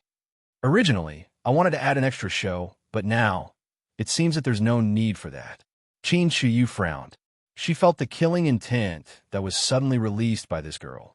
Killing intent was a very illusory thing, but a cultivator like her, who had a superb spiritual sense, could easily sense it. At this moment, the young girl, Lu Gu, picked up the tablet in her hand and moved her fingers gently. At this time, both inside and outside the venue, amidst the frenzy, murderous intent quietly appeared. Those were the members of Destiny who were hiding in the crowd, preparing to take action and save Long Gang on the execution platform.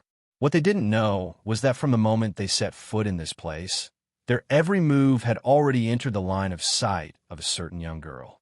Originally, they might have been able to appear in front of the public on the racetrack. Their action of saving Long Gang would have become a catalyst to make the people in Undersea City more excited. However, because of a young man's challenge to the Emperor, because such a challenge was enough to arouse all the fanaticism hidden in the bottom of the people's hearts, that girl who knew everything felt that there was no need for these extra shows anymore. Corpses fell down quietly one after another, and then were quickly dragged away.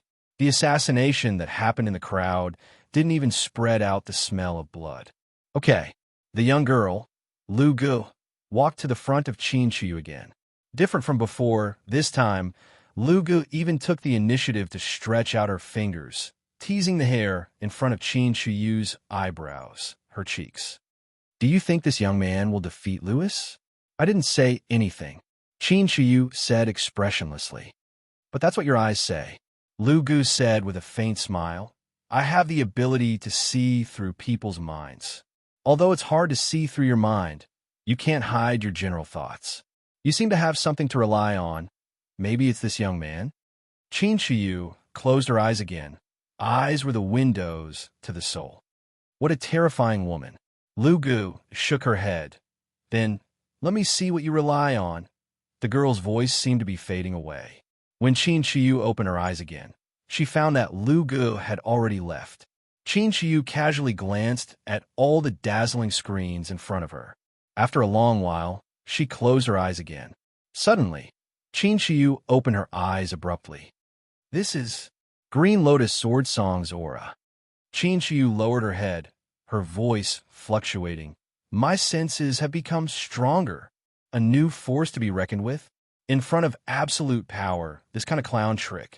Before he finished his words, the light wings of the Azra, white Qilin, flapped forcefully, and the contestant and his flying tumbler crashed into the guardrail on the side. Riaz didn't stop. He didn't look back either. Because there was no more flying tumbler behind him, he could still walk on the track normally. He just stared straight ahead. As he continued to climb, the feeling of hope fighting against something in his heart became stronger, and he became more focused. Suddenly, Riaz ordered Azra's white Qilin to stop beside the remains of the golden giant beast. At the same time, Krakow Dorkin was covering his bleeding left arm and leaning on the shell of the gold giant beast. When he saw Riaz stop, he frowned and scolded him angrily. Why did you stop? Are you pitying me? Krypton Dorkin, next time, let's have a good race. Riaz said quickly. Let's use the flying tumbler in the school's flying tumbler room. You. Krypton Dorkin moved his lips and then snorted. Who am I? I'm Krypton Dorkin. Next time, I'll make the gold giant beast more luxurious. Who will use that kind of rubbish to race with you? F***CK off. Riaz didn't say anything, silently letting the Azra white Qilin float again. Wait, Krypton Dorkin suddenly covered his forehead, seeming to be in pain. You? What's wrong with you? Riaz frowned, and Krypton Dorkin's expression seemed a bit abnormal. Krypton Dorkin gritted his teeth. Riaz, you're rubbish. Remember, you're rubbish. Only I can defeat you. What Underwater City Emperor, don't lose to me. I really want to beat you up now. F***CK off. I don't plan to defeat anyone. Looking at the Azra white Qilin, Krypton Dorkin frowned subconsciously. Then a violent feeling began to fill his brain, making him fall to the ground in pain. At the back of the track, most of the contestants who had lost their ability to move after being hit by the Azra white Qilin were like this. Outside the track, the special passage was ascending, leading to the next temporary supply point. However, except for the first echelon contestant supporters, there were no other supporters on this special passage. In fact, because the first echelon contestant supporters had already reached the last supply point, there were only 2 people using this special passage. They were the supporters from Riaz's team. But compared to Riaz, who was rising like a meteor on the track, the audience obviously didn't care about the situation on this special passage. On the rapidly ascending platform, Boss Luo returned at this time, because at this moment, there was an extra girl in a silver robe on the platform. Luaccio didn't deliberately erase his presence, starting from yesterday's encounter with the ice cream vendor on the street. Girl Yoga sized up Luaccio and mismade. After a while, she tilted her head and said, I don't know why, but I suddenly have a feeling that I was deliberately led to this place to you. Boss Luo smiled and said, What's the reason? Girl Yoga thought for a while and said, Curiosity. It's the most tempting force in the world, and it's irresistible. Curiosity can lead to many things. If there's a way to play with fate, then it's curiosity. Miss Maid heard and said, Miss, I don't know what you're curious about. Everything. Girl Yoga blinked and pointed at the white light that was flying and said, For example, the technology that this young man used on the serpent. Obviously, this is not the magic technology of Underwater City. As she said, she pointed at Luaccio and Miss Maid. Also, your origin. Obviously, you're not from Underwater City. Boss Luo curiously asked, Is it forbidden for people outside Underwater City to enter here? Girl Yoga shook her head and smiled. How can it be? In fact, we actually welcome outsiders who can reach Underwater City. Even at this time, there are outsiders in Underwater City. It's just that they don't know the rules. Boss Luo didn't hide it and said, We did come in from the outside. Because we're interested in the civilization form of Underwater City, we plan to travel and don't plan to intervene in the affairs of Underwater City. For now. For now? Girl Yoga narrowed her eyes and laughed. There's no need for now. Boss Luo said casually, I'm a businessman doing all kinds of business. If there's a customer's request about Underwater City, I can only do something. So, Girl Yoga fell into deep thought. This was a question of whether it was credible or not. It was like a stranger standing in front of you and saying, I may kill you, or I may not kill you. It was the same principle. Under normal circumstances, you would only think that the stranger had a mental problem. This was a very abrupt feeling. The girl felt strange, but she couldn't tell what was strange. She shook her head and immediately said, Yesterday on the street, did you meet a young man buying ice cream? Indeed. Boss Luo nodded and said, Unfortunately, when it was my turn, the ice cream was sold out. After the game, Girl Yoga raised the corner of her mouth and said, If you still want to eat, just come to the palace. We welcome all foreign guests. Seems like a very hospitable emperor. Boss Luo smiled and said, If there's a chance, I'll pay a visit. Underwater City is a dangerous place. Girl Yoga said indifferently, I hope you too won't go to some dangerous places. Thank you for your advice. Boss Luo nodded.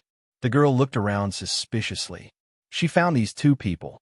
At first, based on her observation of Qin Shiyu, her intuition told her that Miss Qin seemed to care about these two supporters behind Riaz. But this time, the situation didn't happen as she expected. At least, there wasn't any violent incident. If possible, the girl was more inclined to directly invite these two people into the palace. It was obviously nonsense that Underwater City welcomed foreign guests.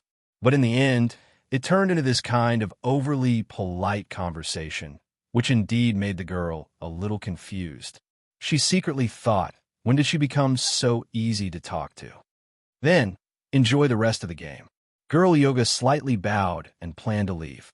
At this time, Boss Luo suddenly asked, Do you know what that black ball in the sky is? The girl paused and turned around. Are you planning to tell me your origin and intention now? Vacation, travel. Boss Luo said seriously. Indeed. Hee.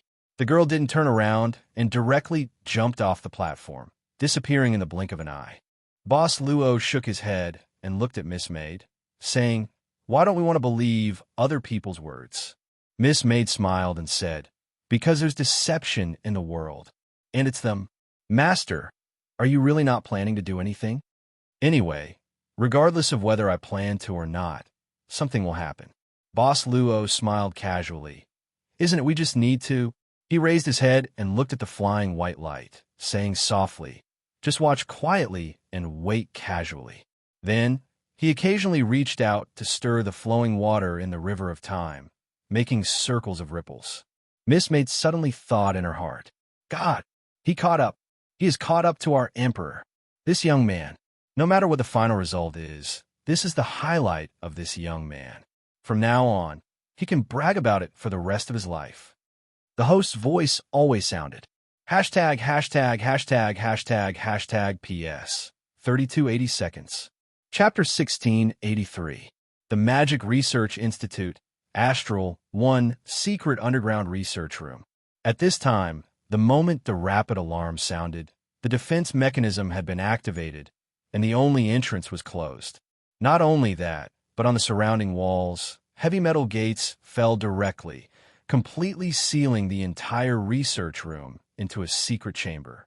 At this time, the researchers quickly gathered in one place, guarded by 4 heavy armored puppets. As for the other puppets, they scanned all parts of the research room. Captain Justin's transformation was quite deceptive.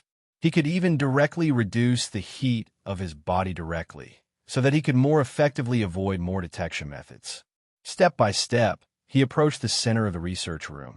The long sword suspended in the blue cage gave Captain Justin a strange feeling. He instinctively felt that the long sword contained a terrifying power. Captain Justin wanted to get it. This was the only thought in his mind at this time.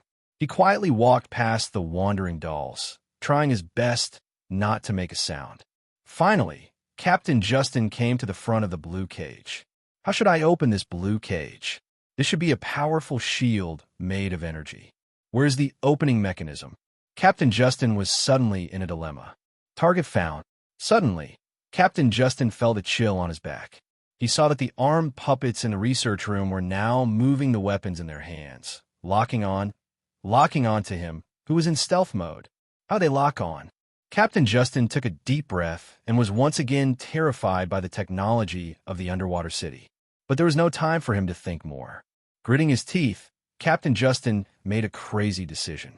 His body suddenly scattered on the ground like a stream of water.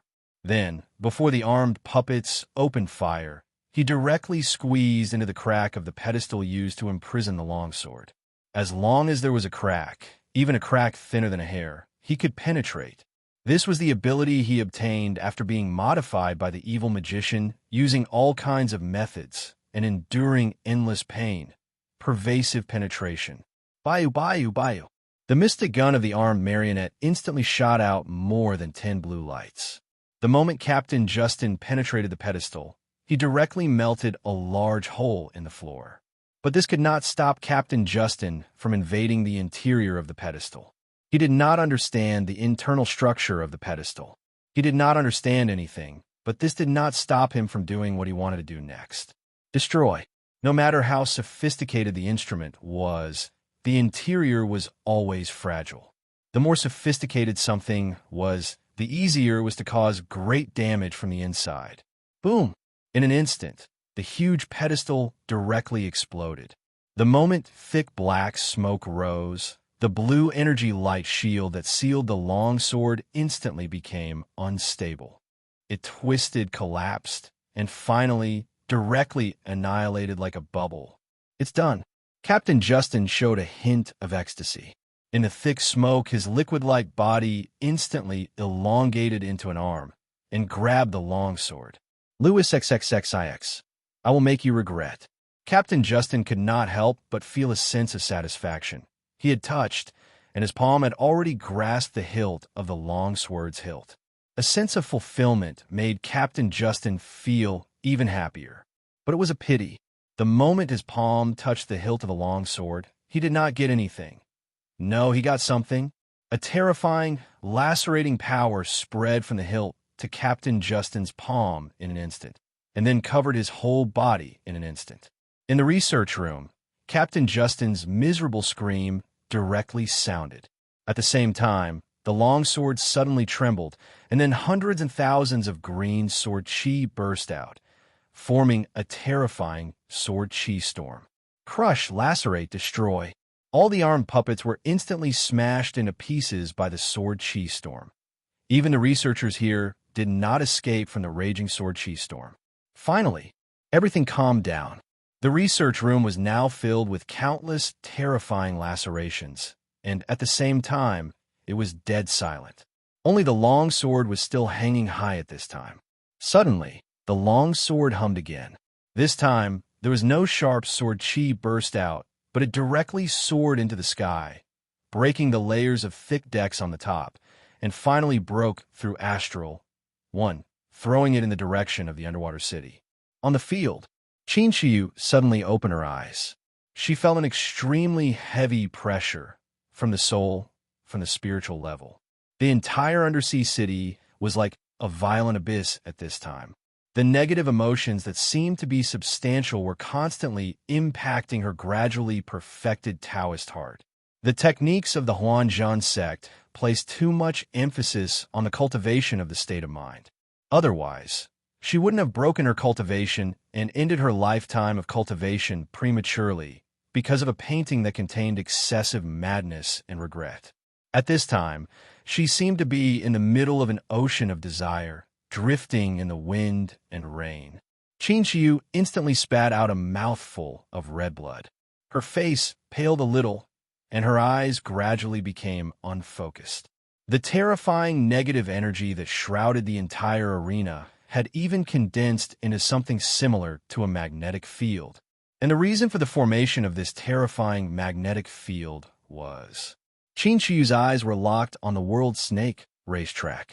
The reason for all this was the duel between Riaz and Louis XXXIX.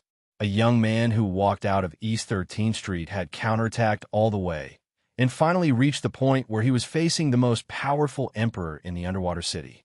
There was nothing more that could arouse the enthusiasm in the hearts of the residents of the underwater city. How they wished to see the emperor of the underwater city kill the challenger on the field. How I wished to drink the blood left by this brave young man under the World Snake racetrack. This wasn't a joke, and it wasn't an exaggeration either. This was the truth. The spectators on the field flipped over the railings, ignoring all the rules, and directly rushed into the field, pouring into the center of the circular racetrack. They raised their heads, stretched out their hands, and their eyes were blood red. They bared their teeth and roared like hungry ghosts in hell. A group of hungry ghosts living in the abyss of hell. Dozens, hundreds, thousands. Finally, thousands of spectators had gathered at the bottom of the track. Some of them were even trying to climb the pillar that was used to imprison Long Gang. On the upper level of the racetrack, Riaz glanced at the scene below and only felt his scalp tingling. Even the supporter hanging high above the stands showed a bloodthirsty expression. They were residents of the underwater city, but they gave Riaz the feeling that they were more like the Sea Demon Clan, wearing the skin of the people of the underwater city. What kind of city am I living in? Once, I also wanted to be them. Riaz suddenly realized that his memory of every flying tour race that he had participated in before was quite blurry. Suddenly, a cool feeling began to spread from his heart. Riaz quivered and woke up instantly, as if cold water was poured on his face. "You're here, young man." At the same time, that high and mighty voice came from above. Riaz couldn't help but have goosebumps all over his body. He looked up and saw the emperor of the underwater city riding his black flying dragon that had evolved with horrifying methods. It was a real giant beast. On the racetrack, no other flying talk could be seen running. The emperor had been running in front of Riaz, rushing into the second and first echelon earlier than Riaz.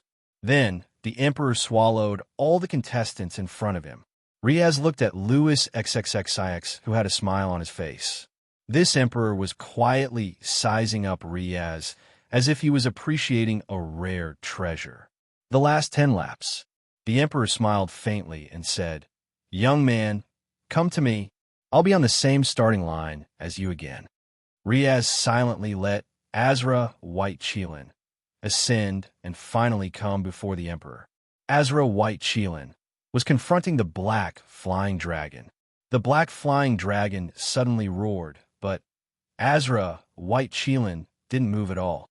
However, the white flowing light on its body seemed to become brighter. "Looks like you're ready to break through the finish line and become the executioner," the emperor still said with a smile. Riaz suddenly felt a headache, and his vision was a little dizzy. He lightly touched his forehead, which was covered with a layer of sweat. He gritted his teeth and said, "Why? Do you have to make this kind of competition? Why?" Louis XXXIX said casually, "Of course, it's to better manage this underwater city. Young man, under what circumstances do you think people will be stable on the side of justice and kindness?" Justice in the heart, kindness in nature, it doesn't need to be at any time. It can be at any time, Riaz said in a low voice. But these words weren't his original intention. He was confused by the emperor's question, but the answer suddenly jumped out from his mind. It was like an innate instinct. Louis XXXIX smiled and said, "But have you ever thought about it? People with justice in their hearts will also kill because of hatred. Of course, killing is too far away for someone of your age. Let's put it another way, envy. Jealousy bred from envy, and then resentment because of jealousy. Even people with kindness in nature will change because of this. People of the underwater city, even if they envy others, they won't be jealous. We envy others, but we can get what we want through hard work." The emperor sneered and said, "Then take a look. Do the people of the underwater city on the ground have kindness in their hearts or malice in their hearts?" Riaz was silent. The emperor shook his head and said slowly, "People are born with two different factors, good and evil.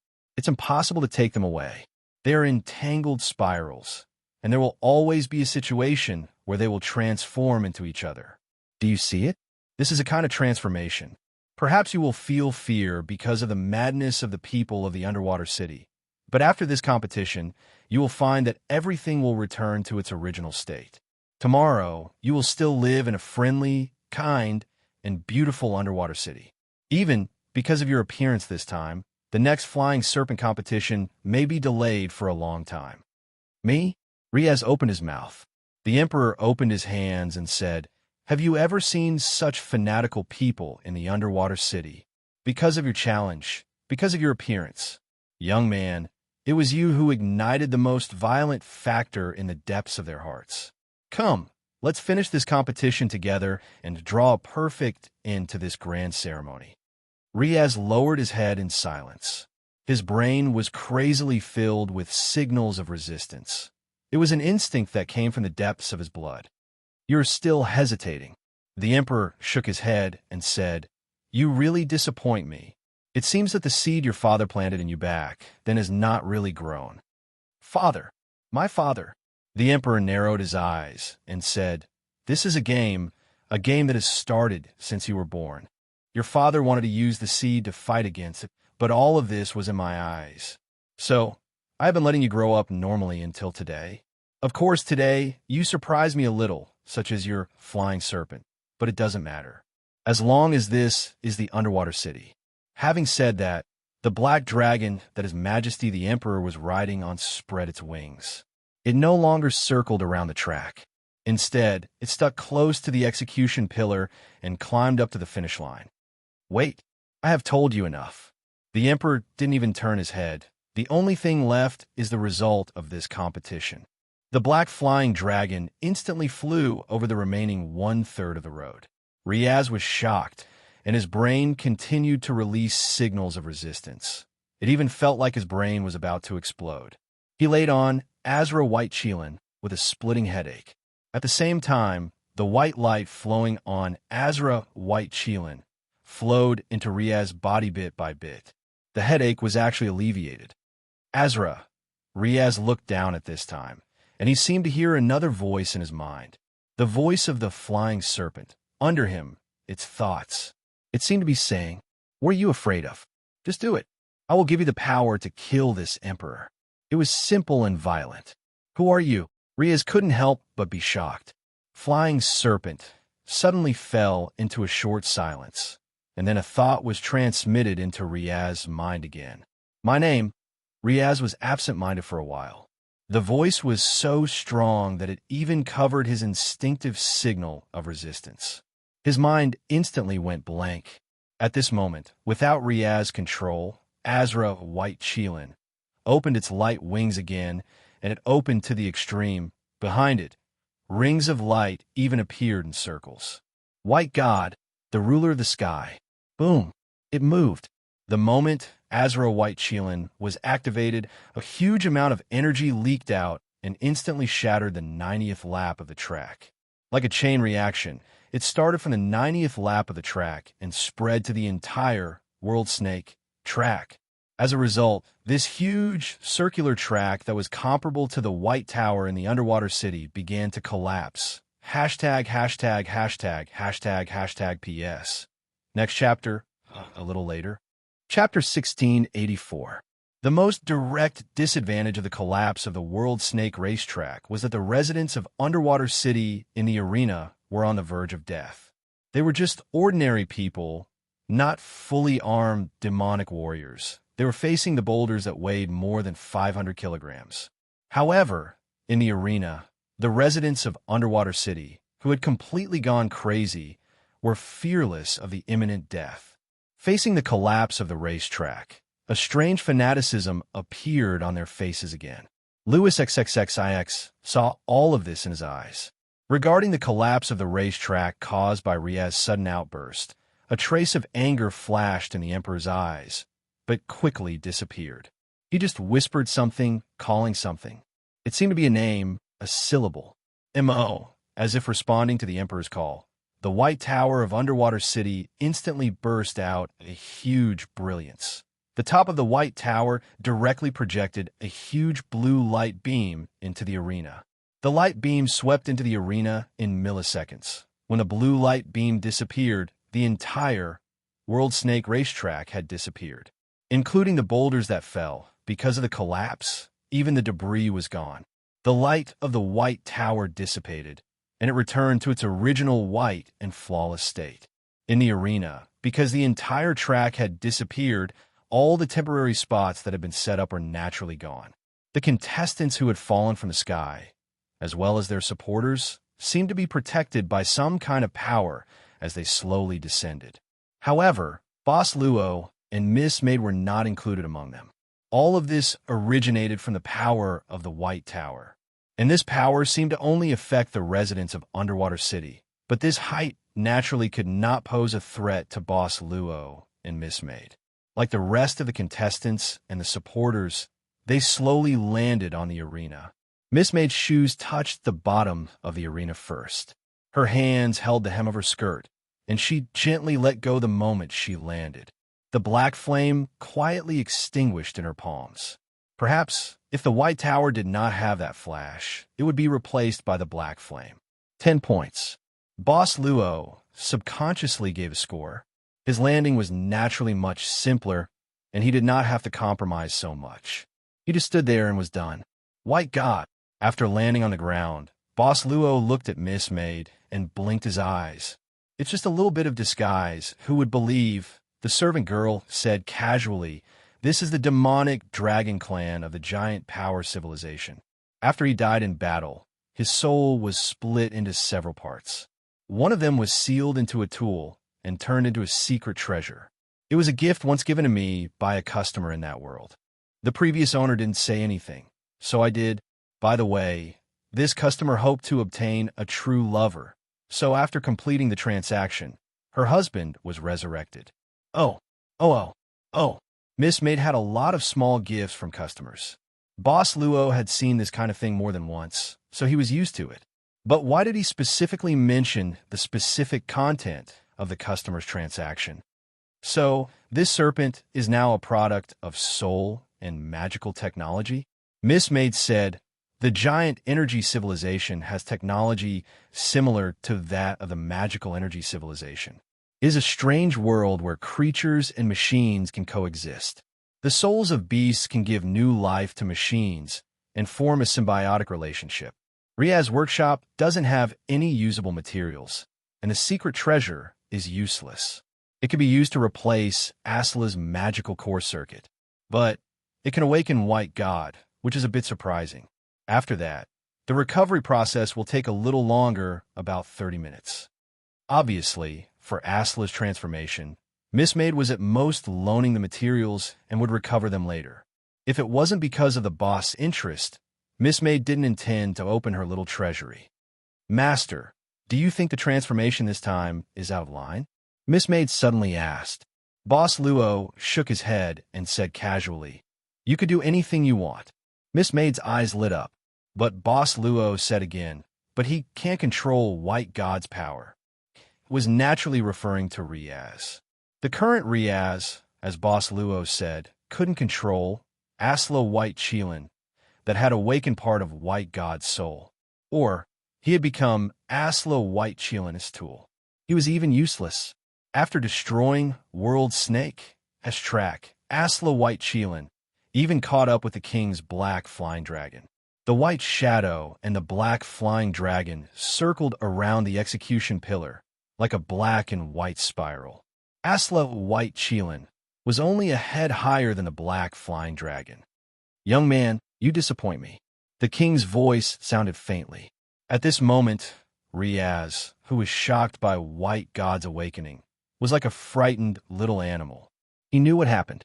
Because of White God's sudden awakening, Asla White Chelan, this instant destruction almost caused huge casualties. How many spectators were there in the arena? Riaz didn't know. Similarly, he didn't know how many spectators there were outside the arena.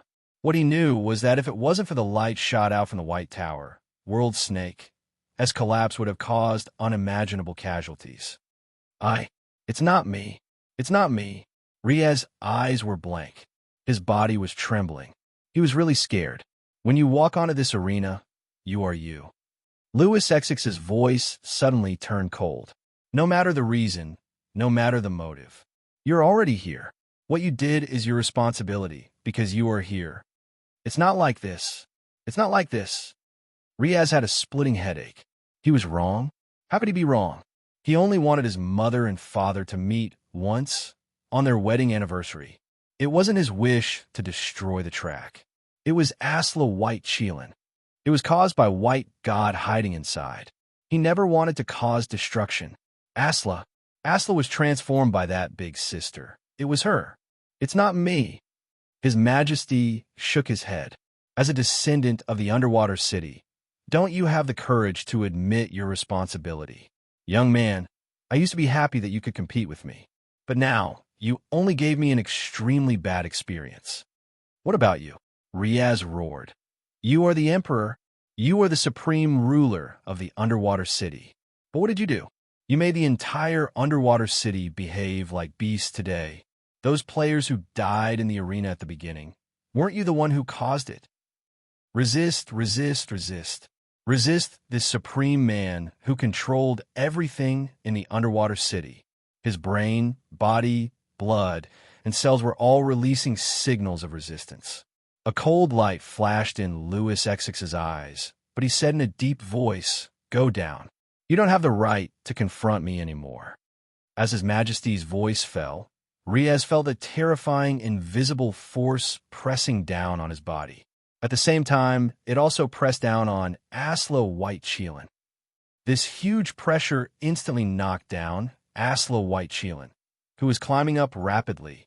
He saw His Majesty's indifferent eyes. Louis XXXIX was hovering in the air, and the black dragon didn't climb up. It had stopped. Riaz fell down along with Aslo White Chelan. His Majesty shook his head and said in a low voice, "This competition has lost its original meaning. There's no need to continue. Leoga, retrieve Longang. It's over. That's the only way." In the distance, the silver-robed girl who was standing on the high ground showed a pitiful look, and then she jumped up. She shot toward the highest point of the execution pillar. Yet at this moment, a white radiance instantly illuminated the entire arena, and even the sky above it. Louis XXXIX lowered his head, and a trace of shock flashed in his eyes.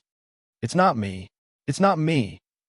The moment the young man's crazy roar sounded, Asla White Chelan also roared, like the black dragon that His Majesty sat on.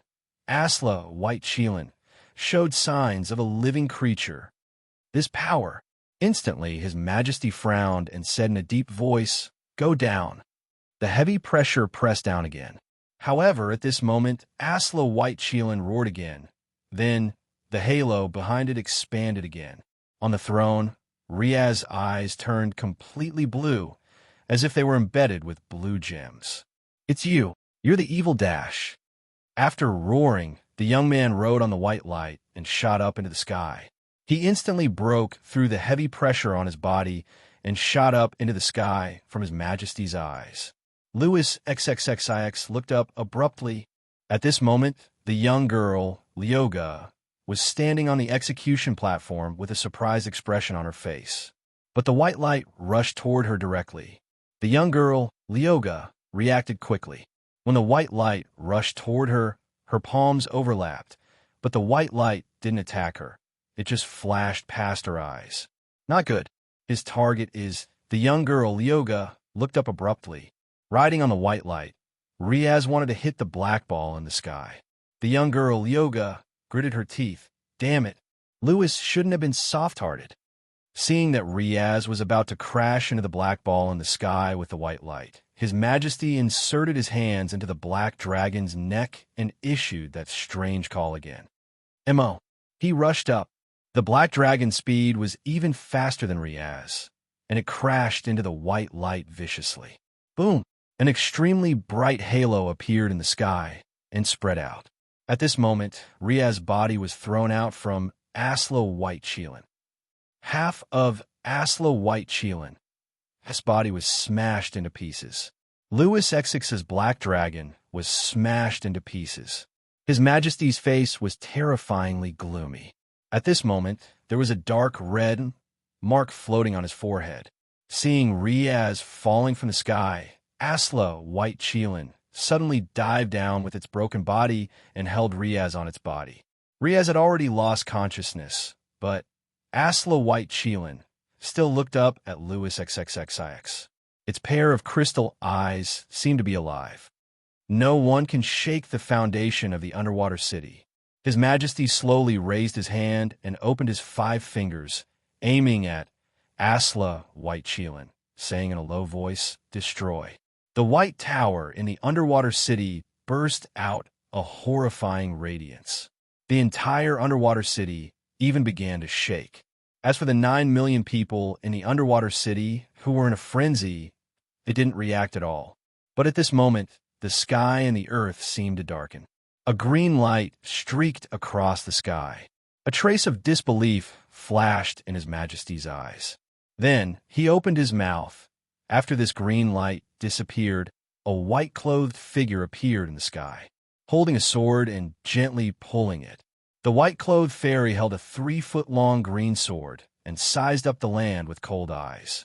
Behind her, the huge black sphere suddenly cracked open. "Thank you for taking care of me these past few months," the white-clothed fairy said slowly. "The debt of healing my injuries and the enmity of imprisonment will be written off after this sword meeting." The voice was cold, but it was extremely clear. It entered His Majesty's mind and also entered the ears of the young girl on the execution platform, Lu Go. His Majesty opened his mouth several times and finally revealed a trace of powerless paleness. Do you know what you've done?" The white-clothed fairy said indifferently. "I don't need to know. This thing affected my Tao, so I'll just kill it. If you want to take revenge on me, I'll take it right here." As she spoke, the white-clothed fairy waved the 3-foot-long green sword in her hand, and a green sword light shot out instantly. On the execution platform, a shallow wound appeared on the face of the young girl, Lu Go. A trace of blue blood flowed out slowly from her wound. The silver-clothed girl's eyes were filled with shock and anger, but she sneered and said, "So, this is a warning. How annoying." The silver-clothed girl's eyes were filled with shock and anger, but she sneered and said, "So, this is a warning? What an extremely disgusting personality." Swish, swish, swish. 3 more green sword lights shot out. 3 shallow wounds appeared on the face of the young girl, Lu Go. So it became neat. But at this moment, something came out from the cracked black sphere. A black liquid was dripping from the crack. When such a drop of black substance fell to the ground, the white tower of the underwater city instantly lost its brilliance and became dim and lightless. Hashtag, hashtag, hashtag, hashtag, hashtag PS. 3380 seconds. Chapter 1685. The color of the sky changed to gray, just like the white tower that had lost its luster. A large amount of black matter kept overflowing from the cracks of the black ball.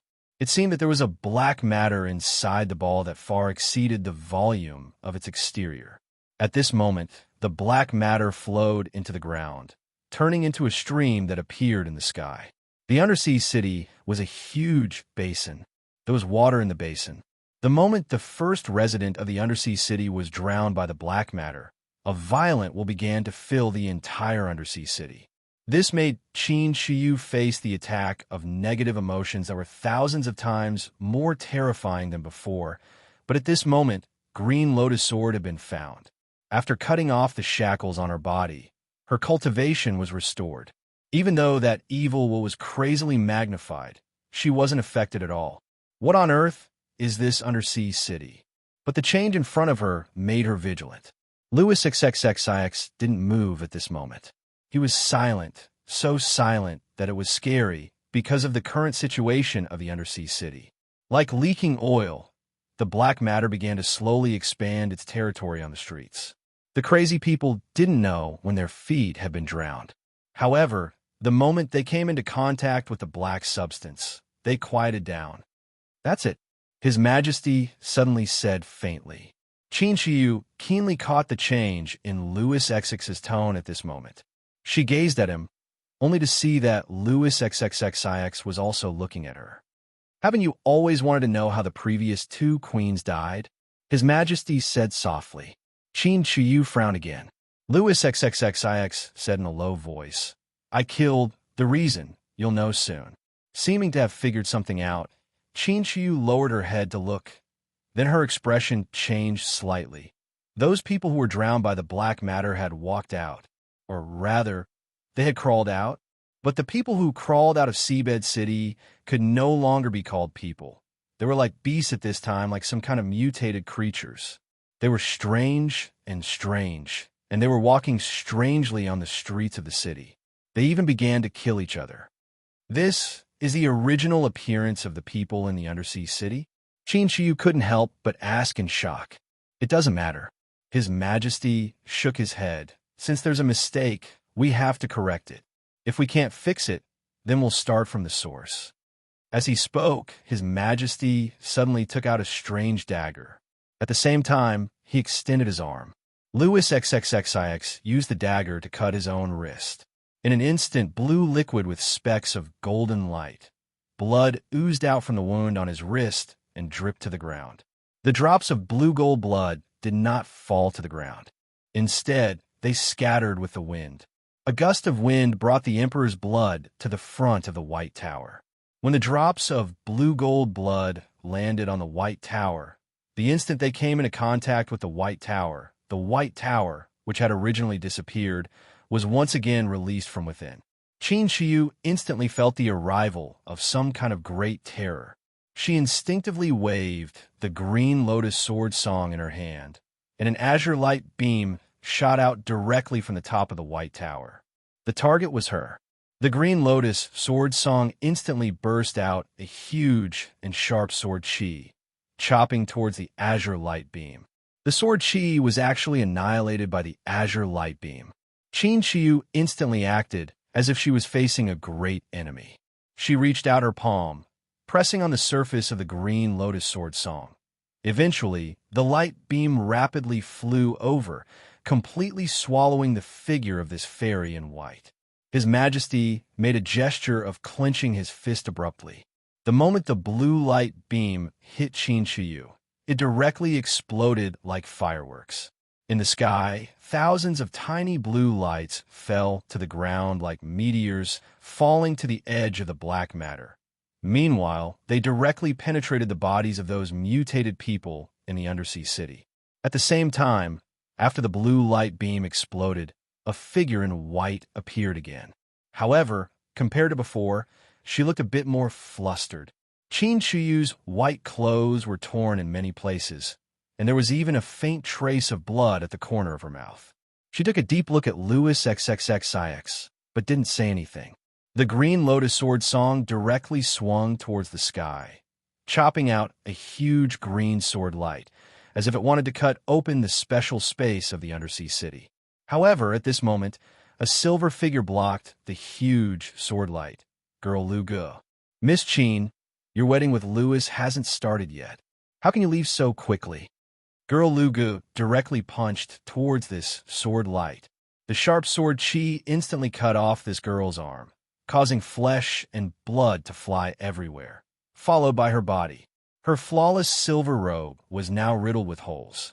There were actually countless tiny cuts on her body, making her look like a bloody person. However, she had obviously blocked this sword light.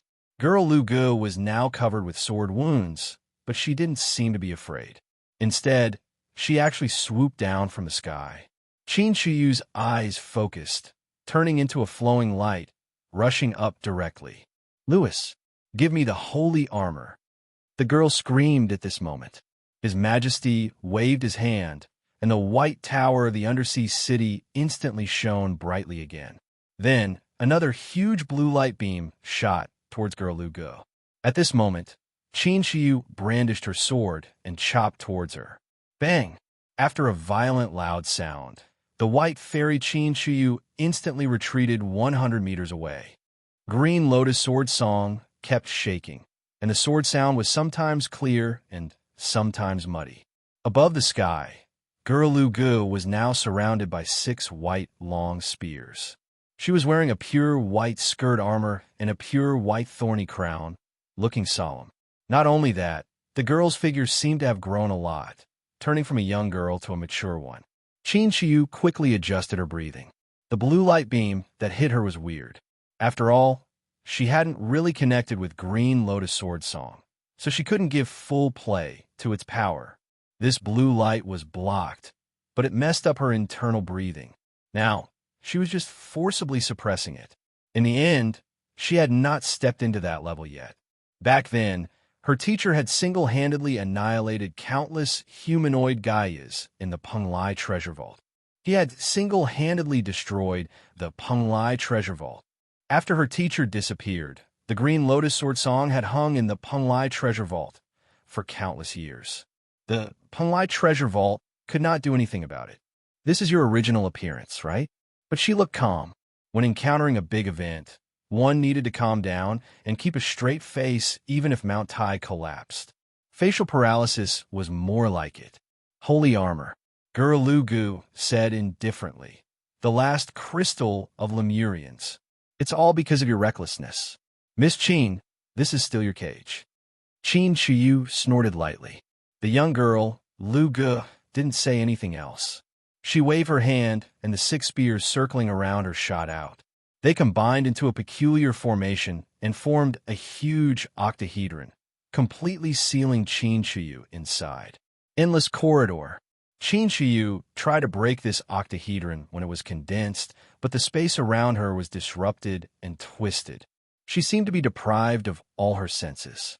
But in an instant, everything in front of her changed drastically. She was in a strange space with endless mirrors, corridors, and stairs. She waved hundreds of sword energy toward this space, but they all went into these mirrors.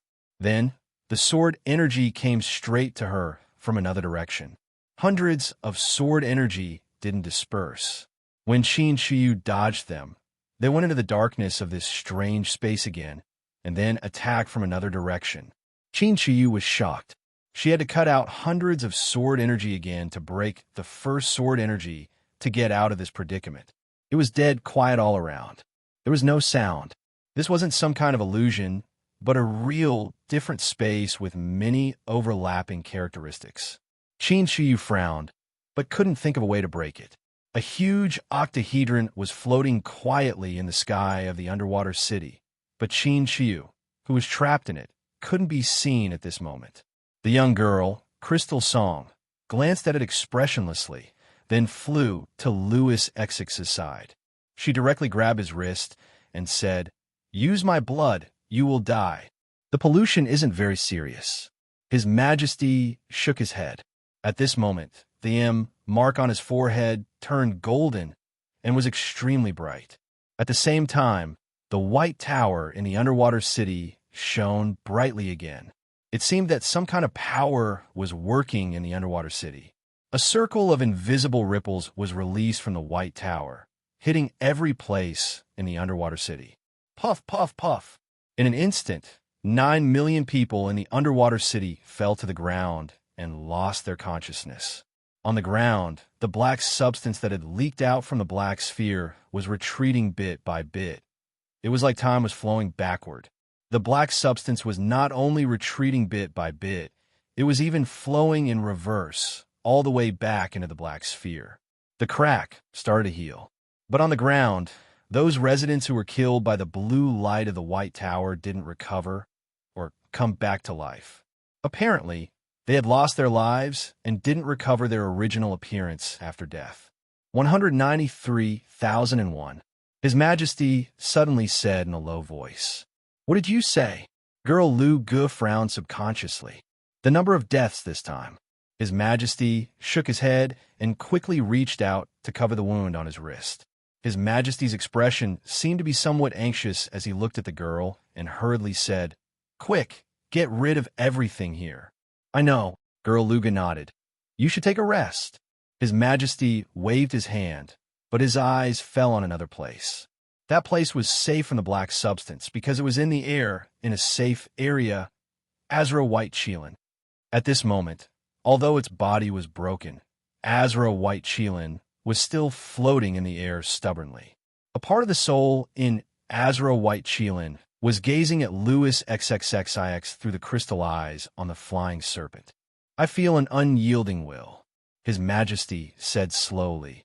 But this is the underwater city. My will overrides everything. This young man doesn't deserve you for now. Go to sleep. Damn it. Who are you? You don't deserve me. That was White God's voice. The vibration of his soul directly affected the vibration of the air, but this voice with a hint of anger suddenly disappeared. When the voice disappeared, Azra White Chelan lost all its power and fell straight to the ground. Lu Gu, His Majesty said softly. The girl gritted her teeth and waved her hand unwillingly. A light ball shot out and covered Azra White Chelan when it fell. Then it fell and disappeared. I'll leave the rest to you, His Majesty said softly. The holy armor is about to be removed. Don't let them find out. Then His Majesty dragged his extremely tired body and slowly flew into the White Tower in the underwater city. Strangely, the black ball had already disappeared without anyone noticing. When the residents of Undersea City slowly woke up, they were surprised to find that they did not know why they appeared on the streets. Where was the flying serpent competition? It seemed to have ended. Oh, the preliminaries had ended. Who were the ones who made it? They couldn't remember. Ah, why am I wearing such embarrassing clothes? Me too. Huh? At this time? Oh no, I'm gonna buy groceries and go home to cook. Everyone seemed to have forgotten what happened in the past. The only thing they remembered was the flying serpent competition. It was wonderful. Very wonderful. They must watch the next finals. Those mutated corpses of the people in the underwater city had been cleaned up before the people woke up. The destroyed streets weren't repaired, but there was a reasonable reason. When the color of dusk appeared in the sky, the underwater city became peaceful. It was the same as what Boss Luo felt when he was shopping yesterday. Everything was still in order, releasing the smell of order all the time. Riaz woke up in the hospital bed. His body was covered with bandages due to the many injuries on his body. The pain made Riaz grit his teeth when he moved slightly. He looked at the situation at this time. What happened in the flying serpent competition began to become clear in his mind little by little. He was shocked and remembered that he was fighting with His Majesty, so he got off the bed impatiently. However, his body was out of his control and fell under the bed. Riaz was in so much pain that he almost cried. Ah, you're awake. At the same time, the door of the ward was pushed open. Boss Luo and Miss Maid walked in one after another. Miss Maid was holding a vase with a few small flowers in it. As for Boss Luo, he was holding a bag of apples. As everyone knew, visiting a patient would bring some apples. Chapter 1686. Miss Maid was peeling an apple. Then, she cut the peeled apple into small pieces, inserted a toothpick with a small flag on it, and brought it to Boss Luo. Actually, Riaz did not get a share. On the hospital bed, Riaz, who was covered in gauze and could not move, looked at the apple on the fruit plate and gulped. He knew that his body lacked some nutrients in the apple. So you're saying that you felt your body continuously releasing a signal of resistance. That's why you're having trouble controlling yourself in the arena, right? Yes, yes. Riaz did not hide his condition on the field at all. Especially after I saw the huge black ball, the signal became more and more intense. He shook his head, lowered his head, and looked at his hands with a bitter smile. Almost caused a lot of casualties. Thinking of this, Riaz hurriedly asked, "What happened after that? Why am I in the hospital? And where's my Asla? How is it now? Is the damage serious?" Asla White Chelan should have been temporarily recalled by the kingdom's government. The situation should be quite serious. Boss Luo said slowly. As for what happened, I think there will be a more suitable person to tell you soon. A more suitable person? Riaz was stunned. Coming, Boss Luo said calmly. As if to verify the authenticity of this sentence, the door of the ward opened again at this time. A young girl in a silver robe, under the protection of several members of the military police, walked in with her hands behind her back. "You are?"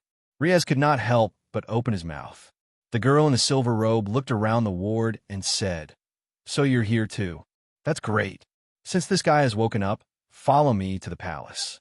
Louis wants to see you, especially you, young man." After that, the girl in the silver robe, Lyogo, walked out of the room, leaving only the members of the military police standing. However, their eyes said, "Please get up. What happened?" Riaz looked at the big brother and big sister as if asking for help. The servant girl smiled and said, "It seems that they sent you to the hospital." Riaz was stunned.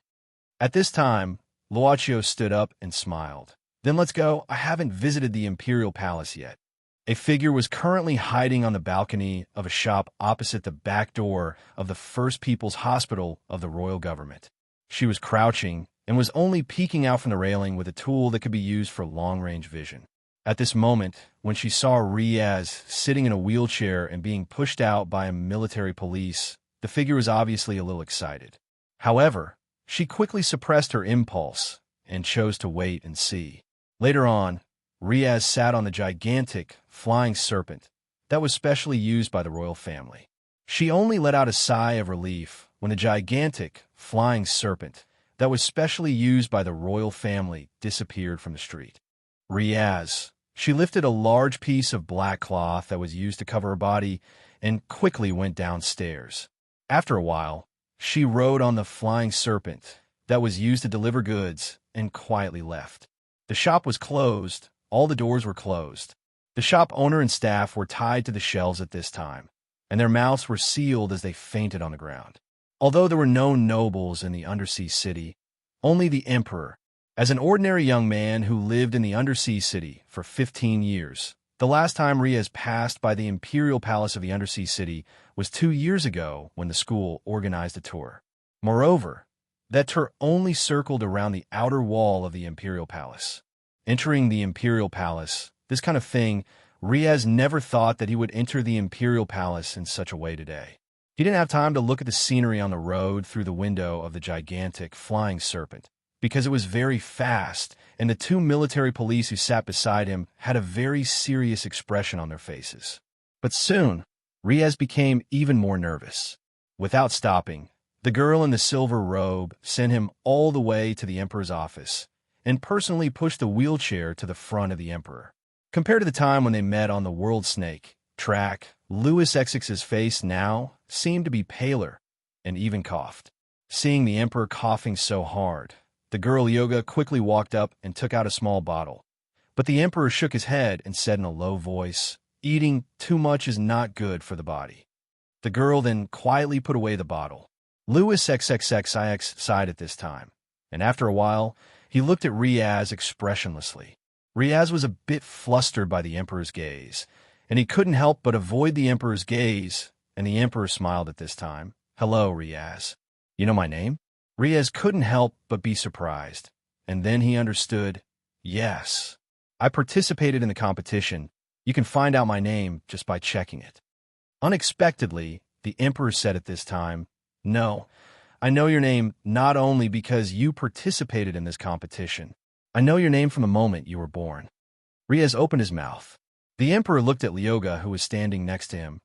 The girl opened the drawer without saying anything and took out a palm-sized remote control and said indifferently, "Look behind you." Riaz turned the wheelchair with difficulty and saw the back of the study. The wall began to flip, and then a huge screen appeared, divided into 16 images. Riaz was shocked to find that these 16 images were all his past, from when he was babbling to when he entered the kindergarten and then the elementary school. There was almost nothing left. Even the number of stupid things he had done over the years, the number of awards he had received, and even the incident of him and Mr. Wolf walking into the Happy Domain clubhouse that night were all recorded on this screen. The Emperor said that he knew Riaz's name from the moment he was born. This sentence was obviously not a lie. In an instant, Riaz only felt that his hands and feet were cold. There was nothing more terrifying than this. From the moment he was born until now, in these 15 years, everything was under the watch of others. Secret? No. Even if there was, it had already been recorded, and now it was once again presented in front of his eyes through the simple and crude magic energy screen. Even the palace government has no right to violate a citizen's privacy. After the huge panic, Riaz became furious. Louis XXXIX slowly said, "Then, Riaz, don't you want to know why we have been observing your growth?" WH for what? His Majesty pointed at the screen again. Riaz subconsciously looked again and found that the image on the screen had disappeared and was replaced by another one. "This is my father." The holographic screen was currently playing something that seemed to have happened many years ago. Riaz watched it carefully. In this video, his father, Dr. Joachim, looked so young. He had only seen such a young father in the wedding photos of his father and mother. In the video, Dr. Joachim was now in a room where many babies were placed. Each baby was separated by a transparent box, and there was also an infusion tube at the back of the baby's neck. This is the 6th Magic Energy Research Institute. Of course, you can also call it the Kingdom's Medical Research Institute. His Majesty said indifferently. His Majesty said calmly, "Your father, Dr. Josher, has been a clinical trial director in this medical school since 20 years ago." "This is my father." Riaz seemed to be in disbelief, but the video in front of him forced him to face this reality. What was he doing? In the video, Dr. Joachim quietly came to the side of a sleeping baby. It could be seen that Dr. Joachim was quite nervous, and he looked outside from time to time. Suddenly, Dr. Joachim seemed to have made a decision. He took out a syringe from his overalls, and there was a light green liquid on the syringe. Dr. Joachim pierced the syringe into the infusion tube of the sleeping baby, and then slowly injected the light blue liquid into the infusion tube. The light blue liquid also entered the body of the baby in the transparent box bit by bit along with the infusion tube. "Stop! Stop!" Riaz instinctively shouted. His lips were pale, and his voice was trembling. "What is this? What is this? My father, what is he doing to this child?" "Don't worry, your father doesn't intend to hurt this child." His Majesty smiled and said, "He only intends to give this child something special." What do you think the liquid in the syringe is?" "What is it?" Riaz asked in shock. "It's blood," His Majesty said slowly, "and it's my blood. The blood of the royal family of Underwater City." Riaz was shocked. Louis XXXIX suddenly used a small knife to gently cut his wrist. Then blue blood slowly flowed out from the wound on his wrist. Riaz couldn't help but widen his eyes. Intuition told him that the blue blood flowing out of His Majesty was the same thing as the liquid in his father's syringe. But why? "Do you believe it now?" Louis sighed. The blue blood on the wound on his wrist began to flow back bit by bit. As for the wound, it healed in an instant. "Oh, right, this is the special physique of the royal family. It's called supergrowth. In fact, you also have supergrowth. It's just that the concentration of royal blood in your body isn't high, so the effect isn't as good." "Me?" Riaz opened his mouth. "Isn't this baby you?" Louis XXXIX smiled faintly and said, "All right, 15 years ago, because of your father's selfishness, you were created. Now, in this undersea city, apart from me and Lyoga, you're the third person of the undersea city to possess the royal bloodline. So from today onwards, you're the first in line to inherit the throne of Underwater City. Me. Emperor Louis XX's words to Riaz were like an unreal dream. He couldn't react, thinking that he had misheard. Perhaps he wanted to ask something, but the doubts in his heart didn't get much of an answer from the emperor's words. Instead, the accumulated doubts multiplied several times in an instant. Wait, this is impossible. How could I? Okay, no need to say any more. His Majesty waved his hand at this moment. From today onwards, you can stay in the palace. Next, there will be a teacher to teach you how to become a qualified heir. Riaz, I'm a bit tired today. Let's end our conversation here. Lyoga will arrange a place for you to stay. No, wait, I. The young man swallowed his words back into his stomach, because at this moment, the girl in the silver robe had quickly walked in front of him. Her shadow covered Riaz's face bit by bit. That pair of eyes reminded Riaz of the sirens in the textbooks. Then, Your Highness Prince Riaz, please follow me, the girl said. In the sky outside the palace, a huge, almost transparent octahedron was still hanging high. It didn't move at all and just hung there like that. Boss Luo withdrew his gaze at this moment. From today onwards, he and Miss Maid were arranged to stay in another place. It was a rather simple and elegant room used for negotiation. They had been waiting here for nearly 1.5 hours. Outside the door, only the 2 guards of the palace were standing. After a while, the door of the negotiation room slowly opened. Luochio saw the Emperor of Underwater City again, Louis XXXIX. Louis XXXIX, who was wearing the Emperor's costume, was naturally different from that day, when he was selling ice cream on the street. However, at this moment, the Emperor was holding a small thermal box in his hand. After His Majesty came in, Lyoga followed. Louis XXXIX chuckled and said, "Sorry, I had to deal with some things first and took some time. I hope you two don't mind." "It's okay. We were the ones bothering you.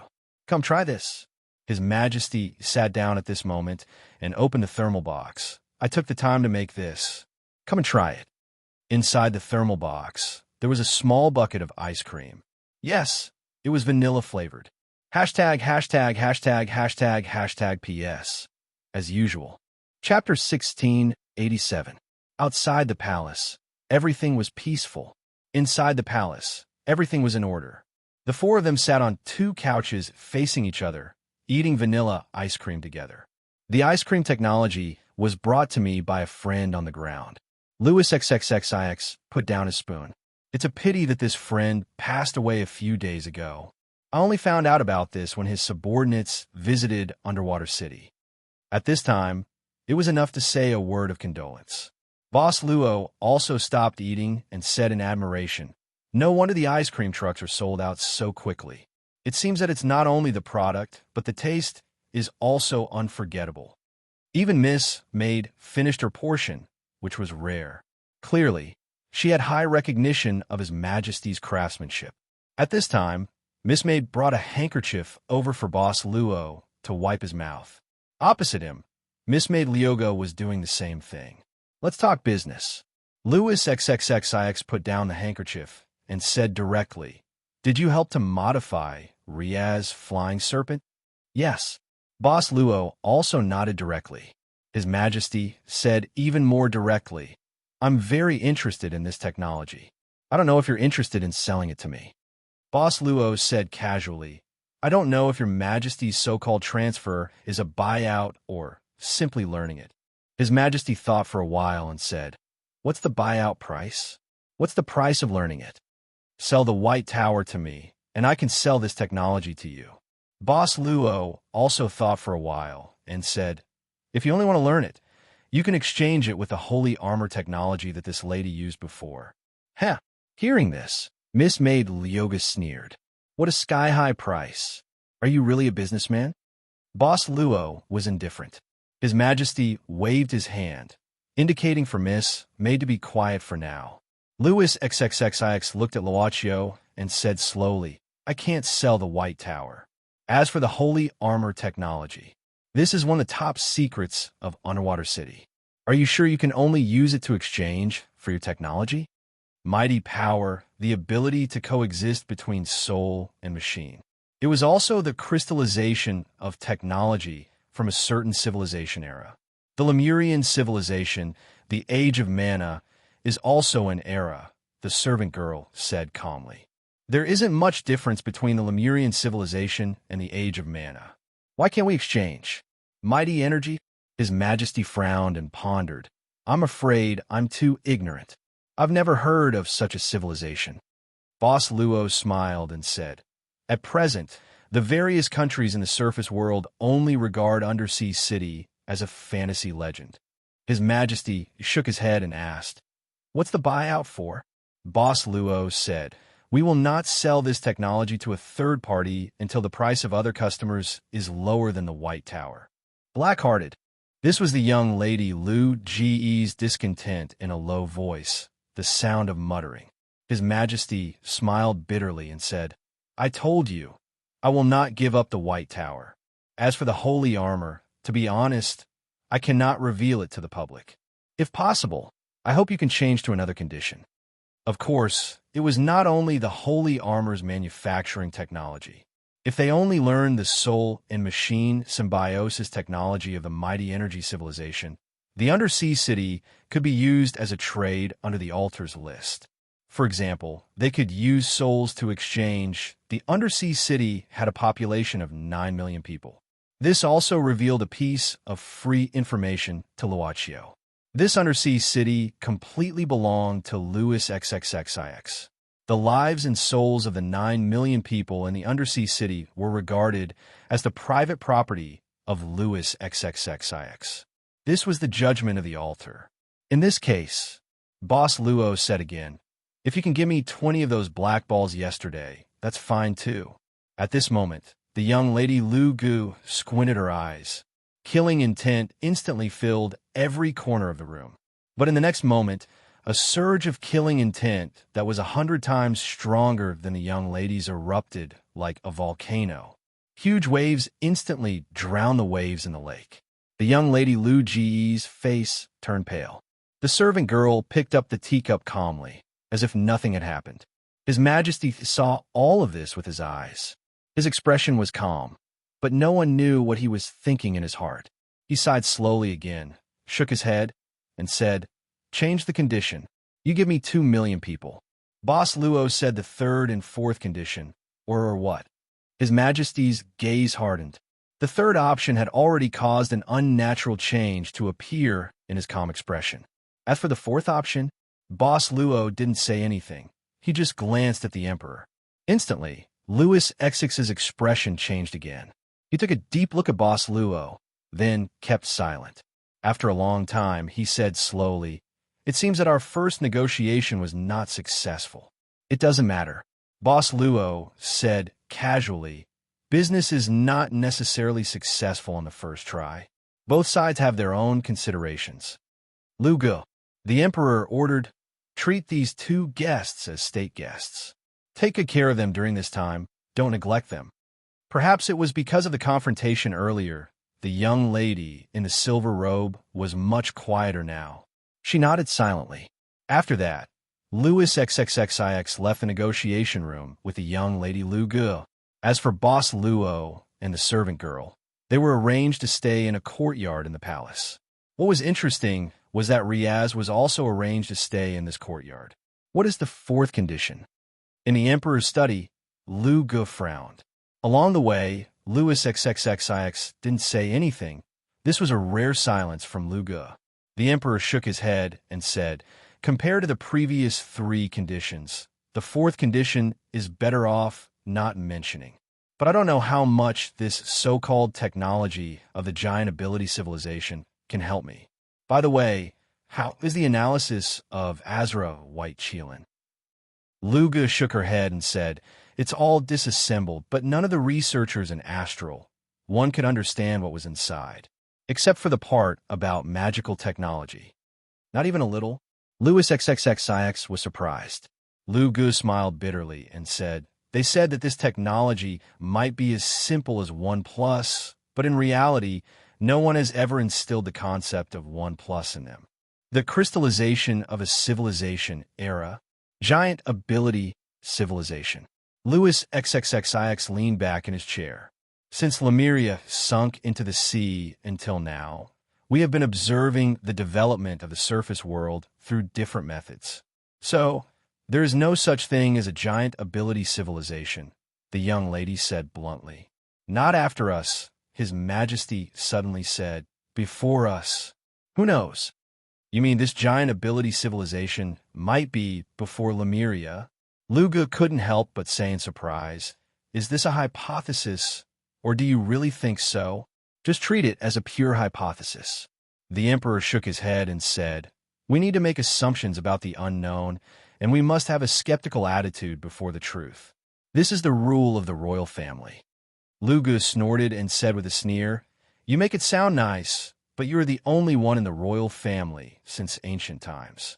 That's why Riaz is so important. The Emperor sighed and said, only he can assimilate my bloodline. After so many generations, there's finally another one. Lugu said faintly, unfortunately, it's not me. I'll leave the matter of teaching Riaz to you. The Emperor said softly, only you can do this. I'll leave the underwater city to you for the next few days. Louis, the young girl, Leoga, suddenly said, you felt it too, didn't you? That power in the negotiation room? It's very strong. The Emperor nodded. Perhaps it can compete with the current holy armor. Lu Gu said softly, if we have two powers of the same level as the holy armor, perhaps we can— You don't know how terrifying it is. The Emperor smiled bitterly. This isn't a matter of how many powers of the same level as the holy armor. It's a matter of the holy armor being lacking in the first place. All right, your next task is to teach Riaz well. Put everything else aside for now.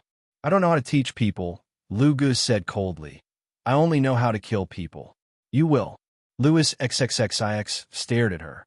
She couldn't resist the Emperor's gaze and turned her head away. She said softly, come back quickly, I will. Louis smiled and said, in the underwater city, in a dark room with all kinds of pipes on the ceiling, the lamp was made from the oil of a kind of deep-sea fish. The light was yellow.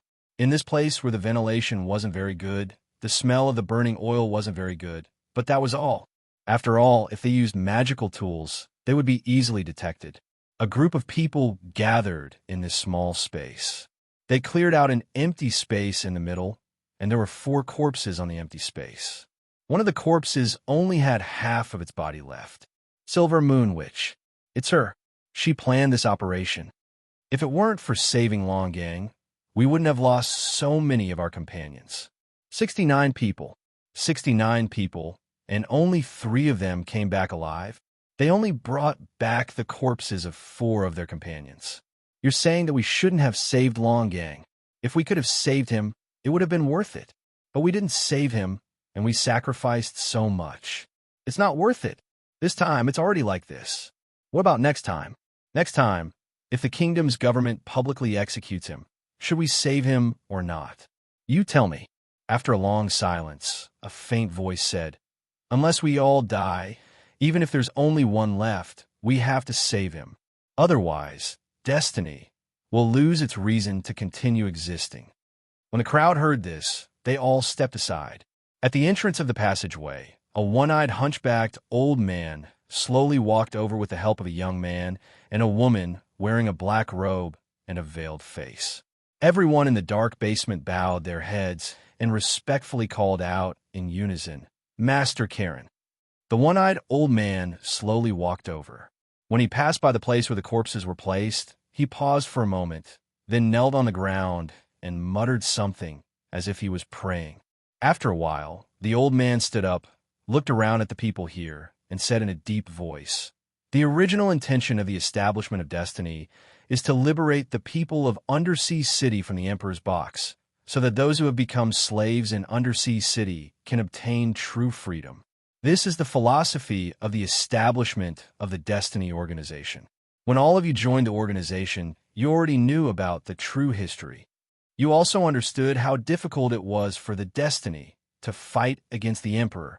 I asked you at the beginning, no matter how difficult the road ahead is, No matter how many times you have to face difficulties and despair, are you ready to face them head on? Master Karen paused and then said loudly, "Now, tell me, what did you answer me at the beginning?" They instantly moved in unison, held their heads high, and put their hands on their hearts, and answered in a loud voice, "The mission will be accomplished." Master Karen nodded. "Remember what you said in the past and today. Now, who can tell me how much we lost after this operation?" A man quickly walked out at this time and carefully described the rescue operation this time. How many members were lost in total, how many hidden identities were destroyed, and how many resources and stronghold were lost in this rescue operation. This man spoke very carefully, but the atmosphere at the scene became heavier and heavier. In the end, the man who reported suddenly changed the topic. "Master Karen, although this time we lost so much manpower and resources to save Longang. In the end, the reason why Longang was captured by the kingdom's government was entirely to save Professor Joachim from the underground mine. What are you trying to say?" Master Karen frowned. "In order to save Professor Joachim, we even sacrificed so many years of arrangements in the underground mine. Master Karen, I respect every decision you make.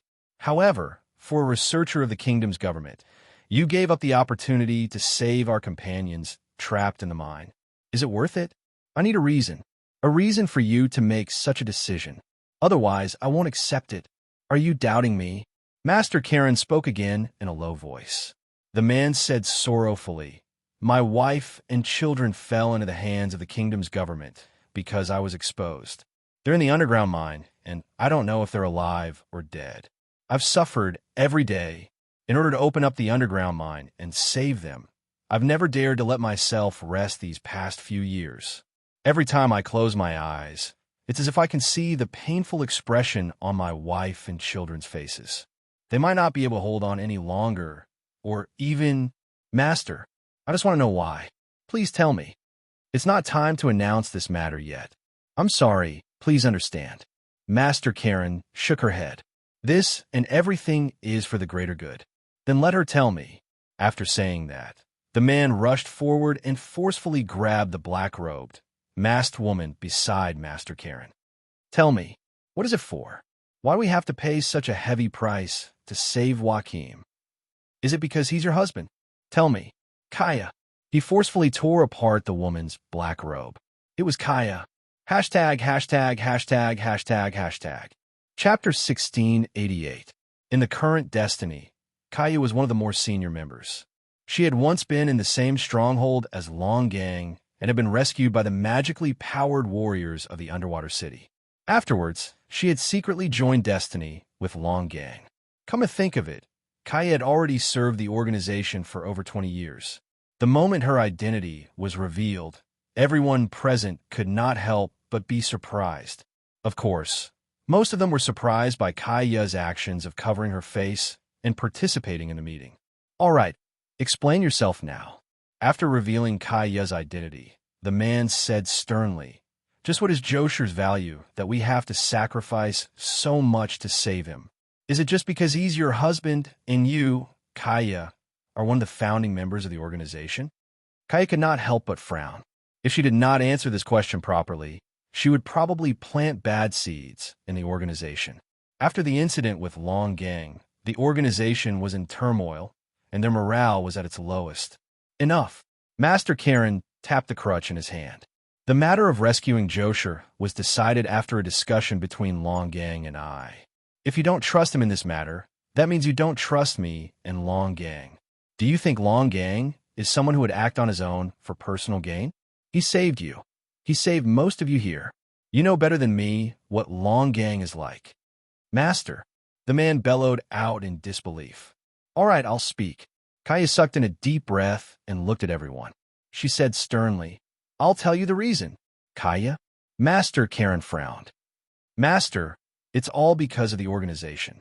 He sacrificed his companion for everyone. There's nothing to hide." Kaya shook her head. "I believe that many people here know that my husband, Josher, is a researcher in Astral 6.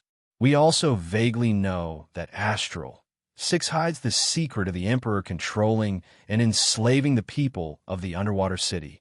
It's very likely that Josher already knows this secret.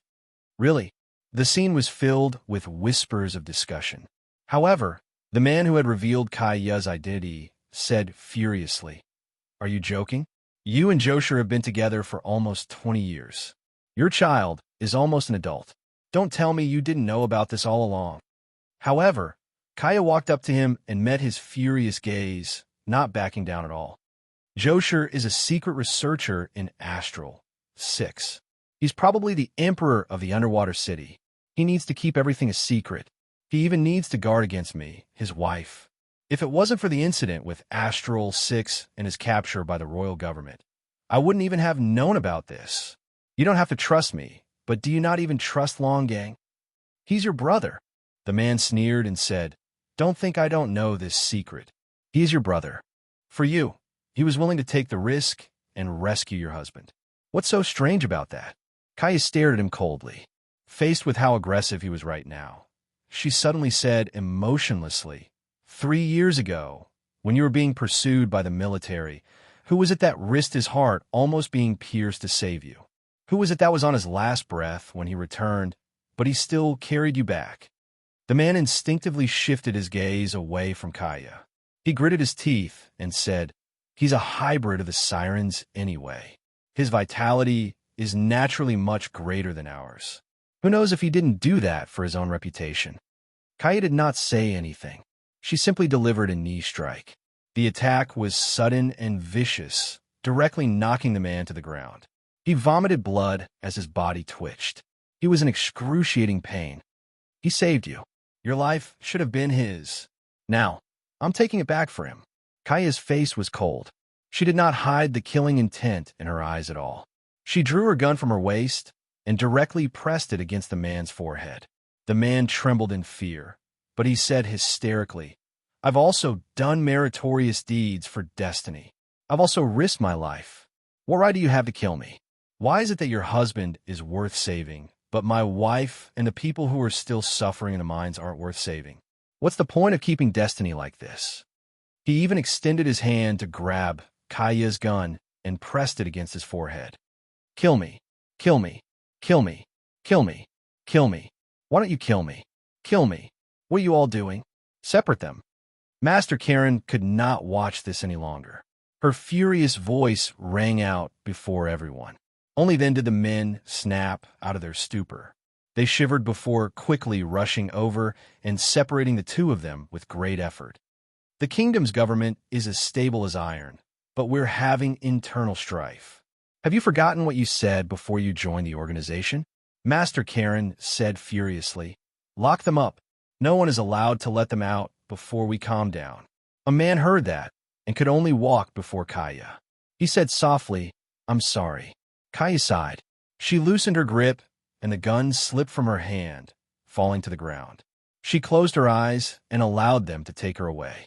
The discussion this time was probably unable to continue. Seeing this, Master Karen could only dismiss everyone for now. The members of Destiny all had different identities.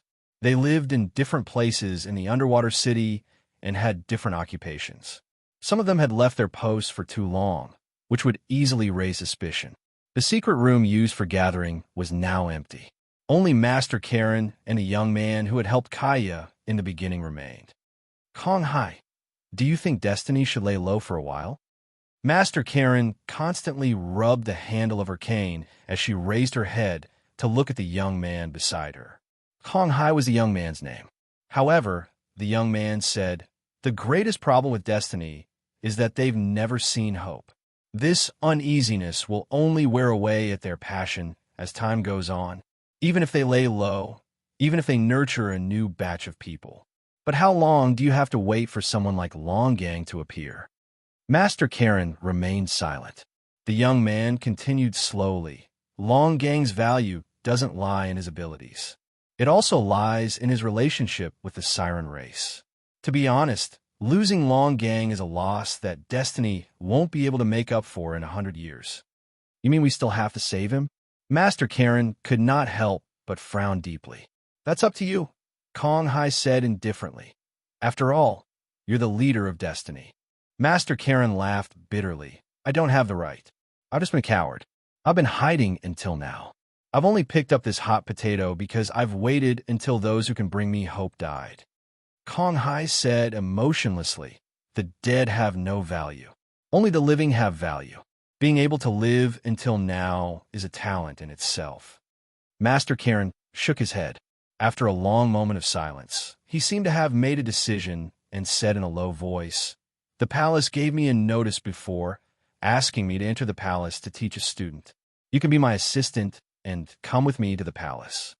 At this time, Kong Hai frowned and asked curiously, student, who is it? Master Karen shook his head. I don't know, but this order was directly given by that wish.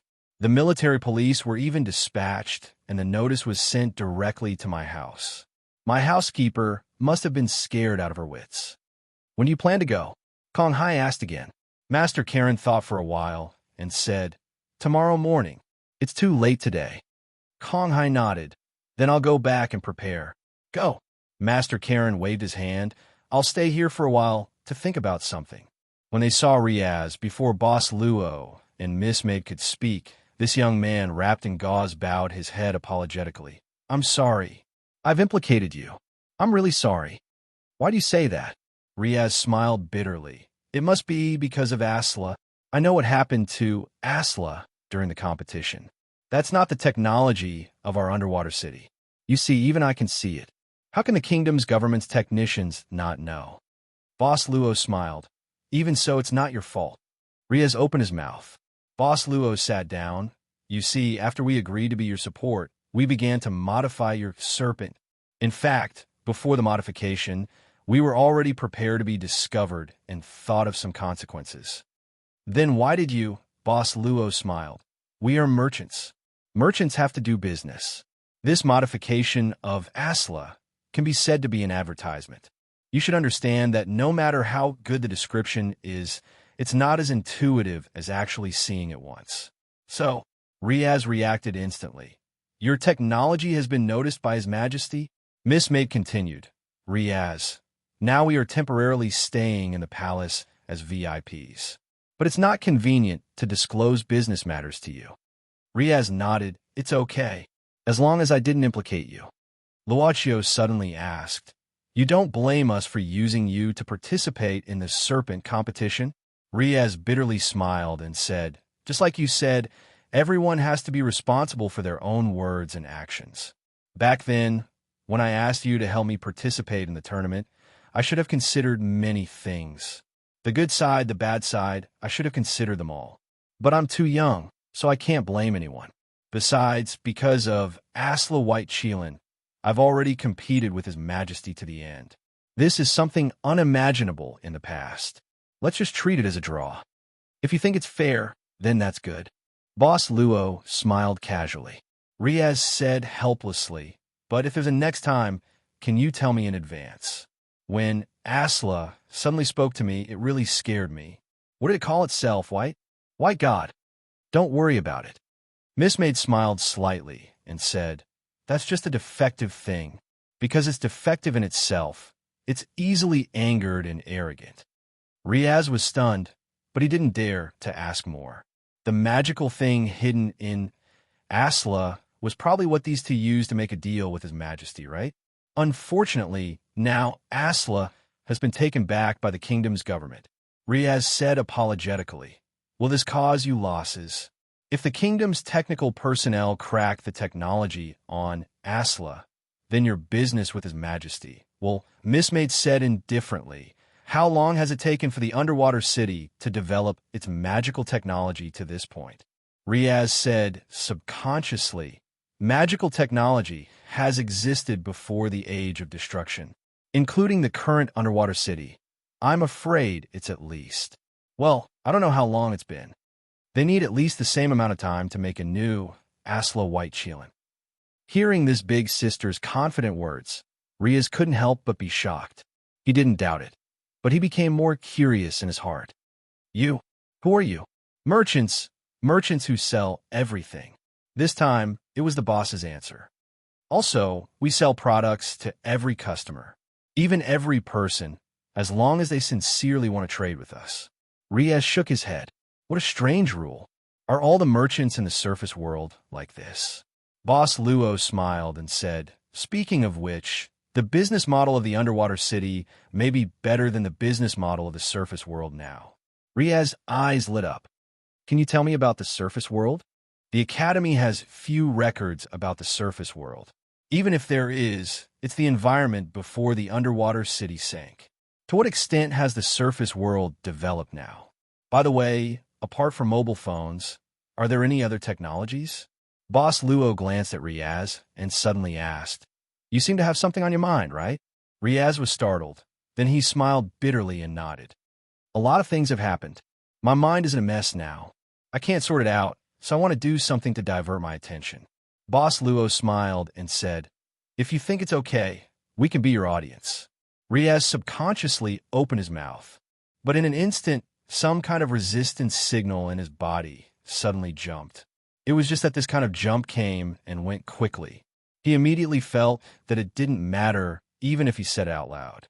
So, Riaz opened his mouth and said helplessly, Well, after seeing His Majesty the Emperor today, I seem to have inexplicably become the prince of the underwater city. Hashtag, hashtag, hashtag, hashtag, hashtag PS. As usual. Chapter 1689. In an upside-down and chaotic space full of stairs and corridors, a figure in white was sitting cross-legged in the air. In front of her, an ancient sword was hanging straight, making a slight sound from time to time. Too quiet would drive people crazy. The sound of the sword was a relatively good thing. Qin Shiyu didn't stop until she had explored this space for a long time. She couldn't find the exit, nor could she figure out a way to break it. She just kept calm. However, in this special space, there was no spiritual qi at all. But relatively speaking, the power in her body wouldn't dissipate for no reason. With her cultivation, it was easy for her to abstain from food. Gong Sunhua and Gong Fanxing were imprisoned in the Penglai treasure house for 500 years. They didn't eat or drink, but they were still vigorous. Qin Shiyu slowly woke up from the state of meditation, but a trace of surprise flashed in her eyes. I didn't expect that this place could make my cultivation method closer to the next level. Qin Shiyu couldn't help lowering her head and pondering. Only the sound of the green lotus sword accompanied her. Maybe it's because of the weird environment here, which is very suitable to be a touchstone for the cultivation method of Huan Zhendao. Then, she already had a plan. I'll comprehend the cultivation method of the sect and master's green lotus sword classics in this place. As the saying goes, one sword can break 10,000 strands. Since she couldn't find a way to get out of this weird space, why not wait until the 3-foot-long sword in her hand was sharp enough? She was a cultivator and also a seeker of Taoism. In fact, she could cultivate anywhere. Every day was cultivation. The mortal world was good, and so was the dangerous place. The white fairy closed her eyes again, gradually forgetting everything around her. A pair of eyes were on the ground, indifferently looking at the octahedron floating in the air. A girl in a silver robe. After a while, a voice came from behind. It was the voice of a maid in the imperial palace. Lady Liuga, Professor Jean Kailuan is here. The maid looked at the girl in the silver robe in front of her respectfully and said, Got it. Send him directly to Tianqian Courtyard. Liuga twirled her hair and ordered indifferently, Tell Kim Kailuan that his daily teaching time is only in the morning. Before he leaves today, have him submit a teaching assignment to me. I understand, Lady Liuga, the maid hurriedly replied. What's the reaction of those two foreign guests? Liuga suddenly asked. The maid replied, He didn't have any special reaction, nor did he make any special requests. He only said that he didn't need any servants. You really didn't ask for anything? The young girl, Liuga, frowned. The maid thought for a moment and said, I did ask about some fresh ingredients. Other than that, there's nothing else. Really? This time, the young girl, Liuga, even turned around and looked straight at the maid. The maid panicked, but she still insisted. All right, go do what you need to do. The girl, Liuga, shook her head. Remember whatever the two foreign guests said and did. Remember it all. Don't leave anything out. If they ask about His Majesty, Just say that His Majesty is busy these few days and will summon them again when the time is right." "Understood. Go." The maid left, and Lugus stayed here alone. This was the royal courtyard where Qin Shiyu was arranged to stay by Louis XXXIX. She directly lay on the grass like this. As if she was tired, the young girl slowly fell asleep.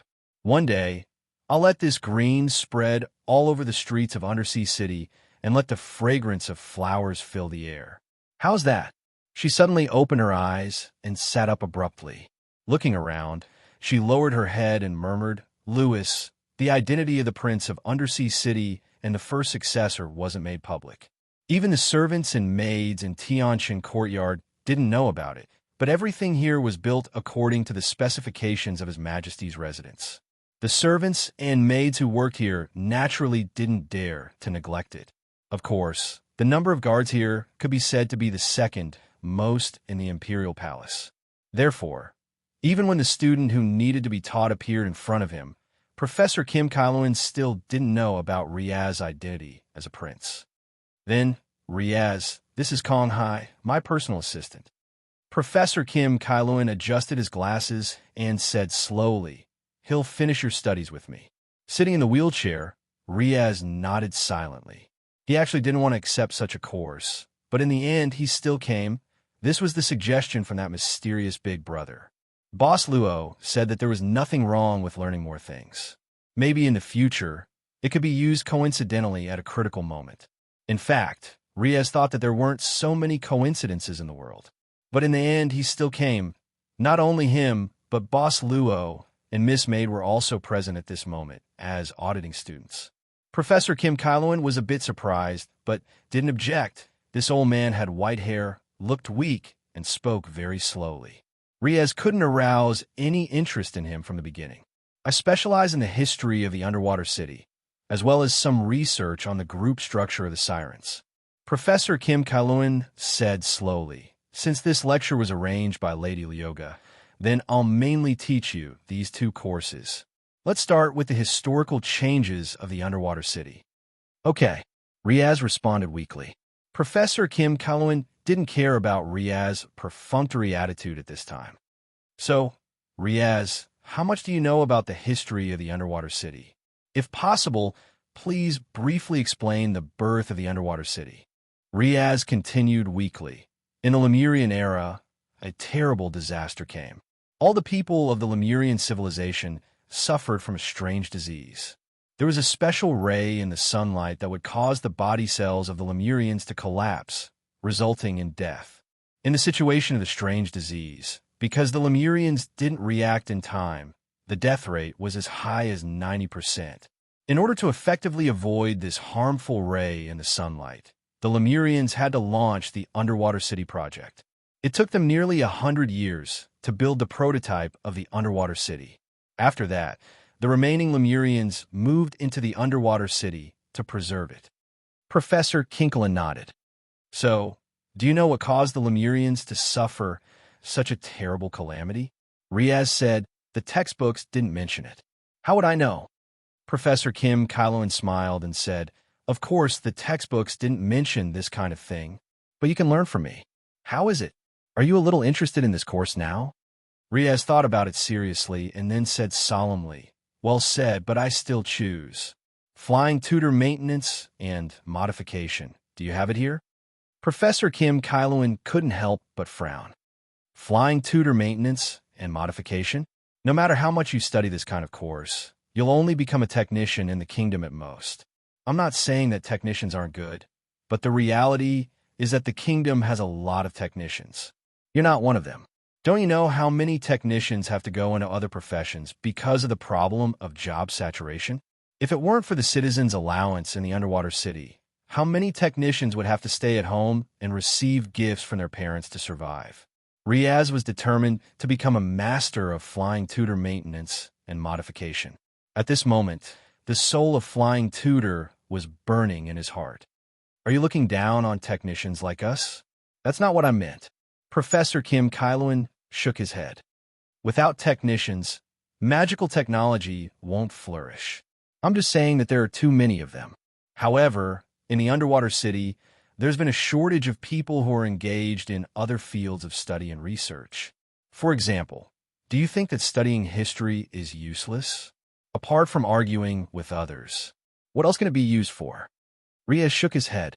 Professor Kim Kailuan said, with slight anger, studying history isn't just about learning from books, and it's not just about arguing with others. You have to know that learning history is more important than using historical knowledge to equip the mind. It's not about the accumulation of basic knowledge, but the application of historical knowledge, including some ideas and practices of our ancestors. You have to get rid of the dross and absorb the essence.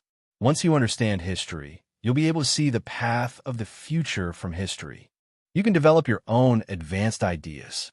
When the time comes, you'll be able to take up a high position in the kingdom's government.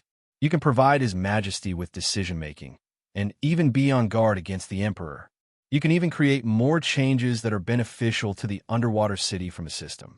You can stay behind the scenes and devise strategies. Isn't this better than the boring life of a technician who goes to work at 9 in the morning and leaves at 9 in the evening? Do you know that even with the development of magical technology today, we still can't eliminate the difficult problem of hair loss? Riaz turned his head and looked bitterly at Boss Luo and Miss Maid, who were sitting obediently at the table behind him. His expression was written all over his face. I want to skip class. However, Boss Luo gave him a kind smile. Riaz sighed. All right. Professor, please tell me the cause of this disaster. Professor Kinkelin took a sip of the tea Kong Hai handed him and calmed his breath before slowly saying, according to records, the disaster was caused by the excessive use of magical technology. Research has shown that during the process of using magical energy, the Lemurians' internal genes will be altered. This change is due to the Lemurians gradually evolving supernatural abilities outside of technology. In the Lemurian civilization before the underwater city, the Lemurians could even produce magical energy without the use of magical cores. However, it was this change that ultimately destroyed the Lemurians' right to live on the surface. Therefore, the real cause of this disaster is the development of magical technology. Can't I wear a protective suit? Riaz asked with a frown. Professor Kinkelin shook his head. The protective suit can only protect you for a while. Can you promise that you'll wear it all the time and never take it off? Something like a large shield? Riaz thought for a moment and said, our technology should be able to do that. Look, the underwater city's army has a specialized magical shield, right? It's used to block the attacks of the sirens. After the disaster, the tectonic plates of the earth began to shift. Now, magical ores can only be mined in the deep sea. Professor Kinkelin shook his head. If we still live on the surface, once the supply of magical ores is cut off, then won't the people inside the shield be waiting for death? Riaz opened his mouth, but could not think of a rebuttal. May I ask, who would cut off the supply of magical ores? The question was raised by Boss Luo. Of course, Luochio followed the principle of asking questions in class and raised his hand. Professor Kinkelin looked at him in surprise and said calmly, the sirens. Why would the sirens do this? Boss Luo asked curiously again. The sirens should be a member of the underwater city. Logically speaking, they shouldn't have done this in the beginning. Could it be that the sirens won't die from the fatal rays in the sun? We'll talk about this when the other course starts. Professor Kinkelin waved his hand. Let's not talk about this topic today. Also, you have too many questions. As auditing students, be more self-aware. Boss Luo smiled slightly and just nodded. Professor Kinkelin directly threw a book to Riaz. This is the textbook I wrote myself. Today, I'll tell you about the life of the first emperor of the underwater city, Louis I. Listen carefully. I'll check your homework tomorrow. Riaz pursed his lips and opened the textbook. While listening to the professor's saliva flying in front of the classroom, he began to draw a stickman comic page by page in the lower right corner of the book. The morning passed quietly just like that. In the afternoon, Professor Kinkelin left the palace with his assistant Kong Hai. Then came the afternoon class. This time, Boss Luo and Miss Maid were rejected, because the person who taught Riaz in the afternoon was Miss Lyoga. What can you teach me? Royal bloodline, the use of blue blood power. Miss Lyoga directly threw a sword to Riaz. Today, I'll teach you how to kill people. Riaz suddenly widened his eyes. Somewhere in the deep sea, a submarine that was not much smaller than the original Nautilus slowly sailed into a huge trench in the deep sea. Soon after, the submarine launched a small exploration ship and slowly sailed into the trench. After passing through a long and dark cave, the exploration ship finally arrived at its destination. It emerged from the water. This place was hidden in the rock layers of the seabed. There was a space with land. The moment the cabin door of the exploration ship opened, the current emperor of Underwater City, Louis XXXIX, slowly walked out. At this moment, His Majesty stepped onto the land and walked forward. The road ahead was dark, but with every step he took, there was a large amount of breathing sound around him, as well as the appearance of numerous scarlet eyes. They seemed to be some kind of creatures. They came to Louis XXXIX like hunters who were about to share their prey. Some even put their claws on Louis XX's body. He seemed to have gotten used to this kind of situation. Even though many things had already shot out their tongues and licked his body, he still remained indifferent. Finally, he slowly walked to a long staircase. At this moment, a huge force suddenly hit Louis XX's body. It whipped him fiercely and directly left a horrible wound on his back. It was a long whip-like black tongue. In the darkness, a sharp voice slowly sounded. "Louis, you don't know the rules again. Climb up, you lowly slave." The emperor slowly exhaled and quietly knelt on the ground. He climbed up the stairs. Hashtag, hashtag, hashtag, hashtag, hashtag. Chapter 1690. Every day, the guard dispatched by the royal palace would escort Professor Kim Kailuan from his home to the royal palace. Then, they would teach Riaz his studies. This was the fourth day after the official lecture. I have to say, although this child has no interest in learning, he is quite intelligent. Professor Kim stroked his beard as he sat in the carriage of the royal flying taw. Kong Hai was reading a biography. It was about a great sage of the Lemurian civilization before the age of the underwater city. It was said that Professor Kim Kailuan spent most of his life researching and sorting out information before writing it. The name of this great sage was Leeds. At this moment, the book flipped to a new page. Kong Hai suddenly said, "It's already the fourth day. Are you still not going to tell the lady you locked up that your student is her child? You think I should tell Kaya now?" Professor Kim looked out the window. "That's your problem." Kong Hai flipped another page of the book. "Telling her now won't help." Professor Kim shook his head. "Apart from making her more agitated, it won't do us any good. There's a feeling that cannot be understood with common sense. It's called maternal love. A parent's love for their child is enough to make the weak become extremely strong and crazier than anyone else." The pages of the book were about to flip open, but it stopped at Kong Hai's thumb. His index finger subconsciously clasped it, and together with his thumb, he gently rubbed this slightly rough paper. Although the underwater city's magical technology was quite advanced, it was not omnipotent. It could not replace all materials. The materials to make paper were quite scarce in the underwater city. Paternal love, maternal love. What is the love between family members? He looked at Professor Kim with a thirst for knowledge. "You won't understand." Professor Kim Kailuan smiled and said, "But those who do will naturally understand." Kong Hai was stupefied. He then raised the biography written by Professor Kim and pointed at a line of words. "There's a typo here." "Nonsense. How could I make a typo?" "You did." "Nonsense. I don't make a typo. If there is, it must be a problem with the input method." The flying serpent slowly entered through the side door of the imperial palace and soon arrived at Tian Chen courtyard. Professor Kim Kailuan walked out of the carriage with a flushed face and an indignant look on his face. Kong Hai calmly followed Professor Kim Kailuan. They walked in the corridor. The palace guards led the way in front and watched from behind. At this time, the professor suddenly said in a low voice, "Later, I will ask to take Riaz to the royal library. Look carefully and note it down." Kong Hai shifted his gaze and then nodded imperceptibly. But when they arrived at Tian Shan courtyard, they heard a noise coming from the courtyard. It was Riaz's voice. "No, I just won't train. Today, I'll accompany this old geezer Kim Kyloan for a day. If you don't eat and starve to death here, I, Riaz, don't want to spar with you. Professor Kim Kyloan and Kong Hai walked in and saw Riaz sitting on the ground. His body was still wrapped in gauze. In the past few days, Riaz's injuries didn't heal because of his super-growth physique. Instead, they got worse day by day. Well, he was beaten up in another class every afternoon. Professor Kim Kyloan and Kong Hai looked at each other.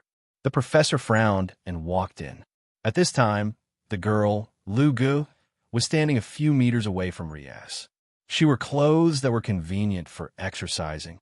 As for the corridor under the eaves, Boss Luo and Miss Maid were playing a board game that was popular in the underwater city. Master Lu Gu, what happened? Professor Kim Kyloan quickly asked. Nothing. The girl casually glanced at the professor and then looked at the young man, Kong Hai, behind the professor and said indifferently, I just feel that the progress is a bit slow with only afternoon classes. So, from now on, I plan to join the morning classes. This. Professor Kim Kyloan hesitated.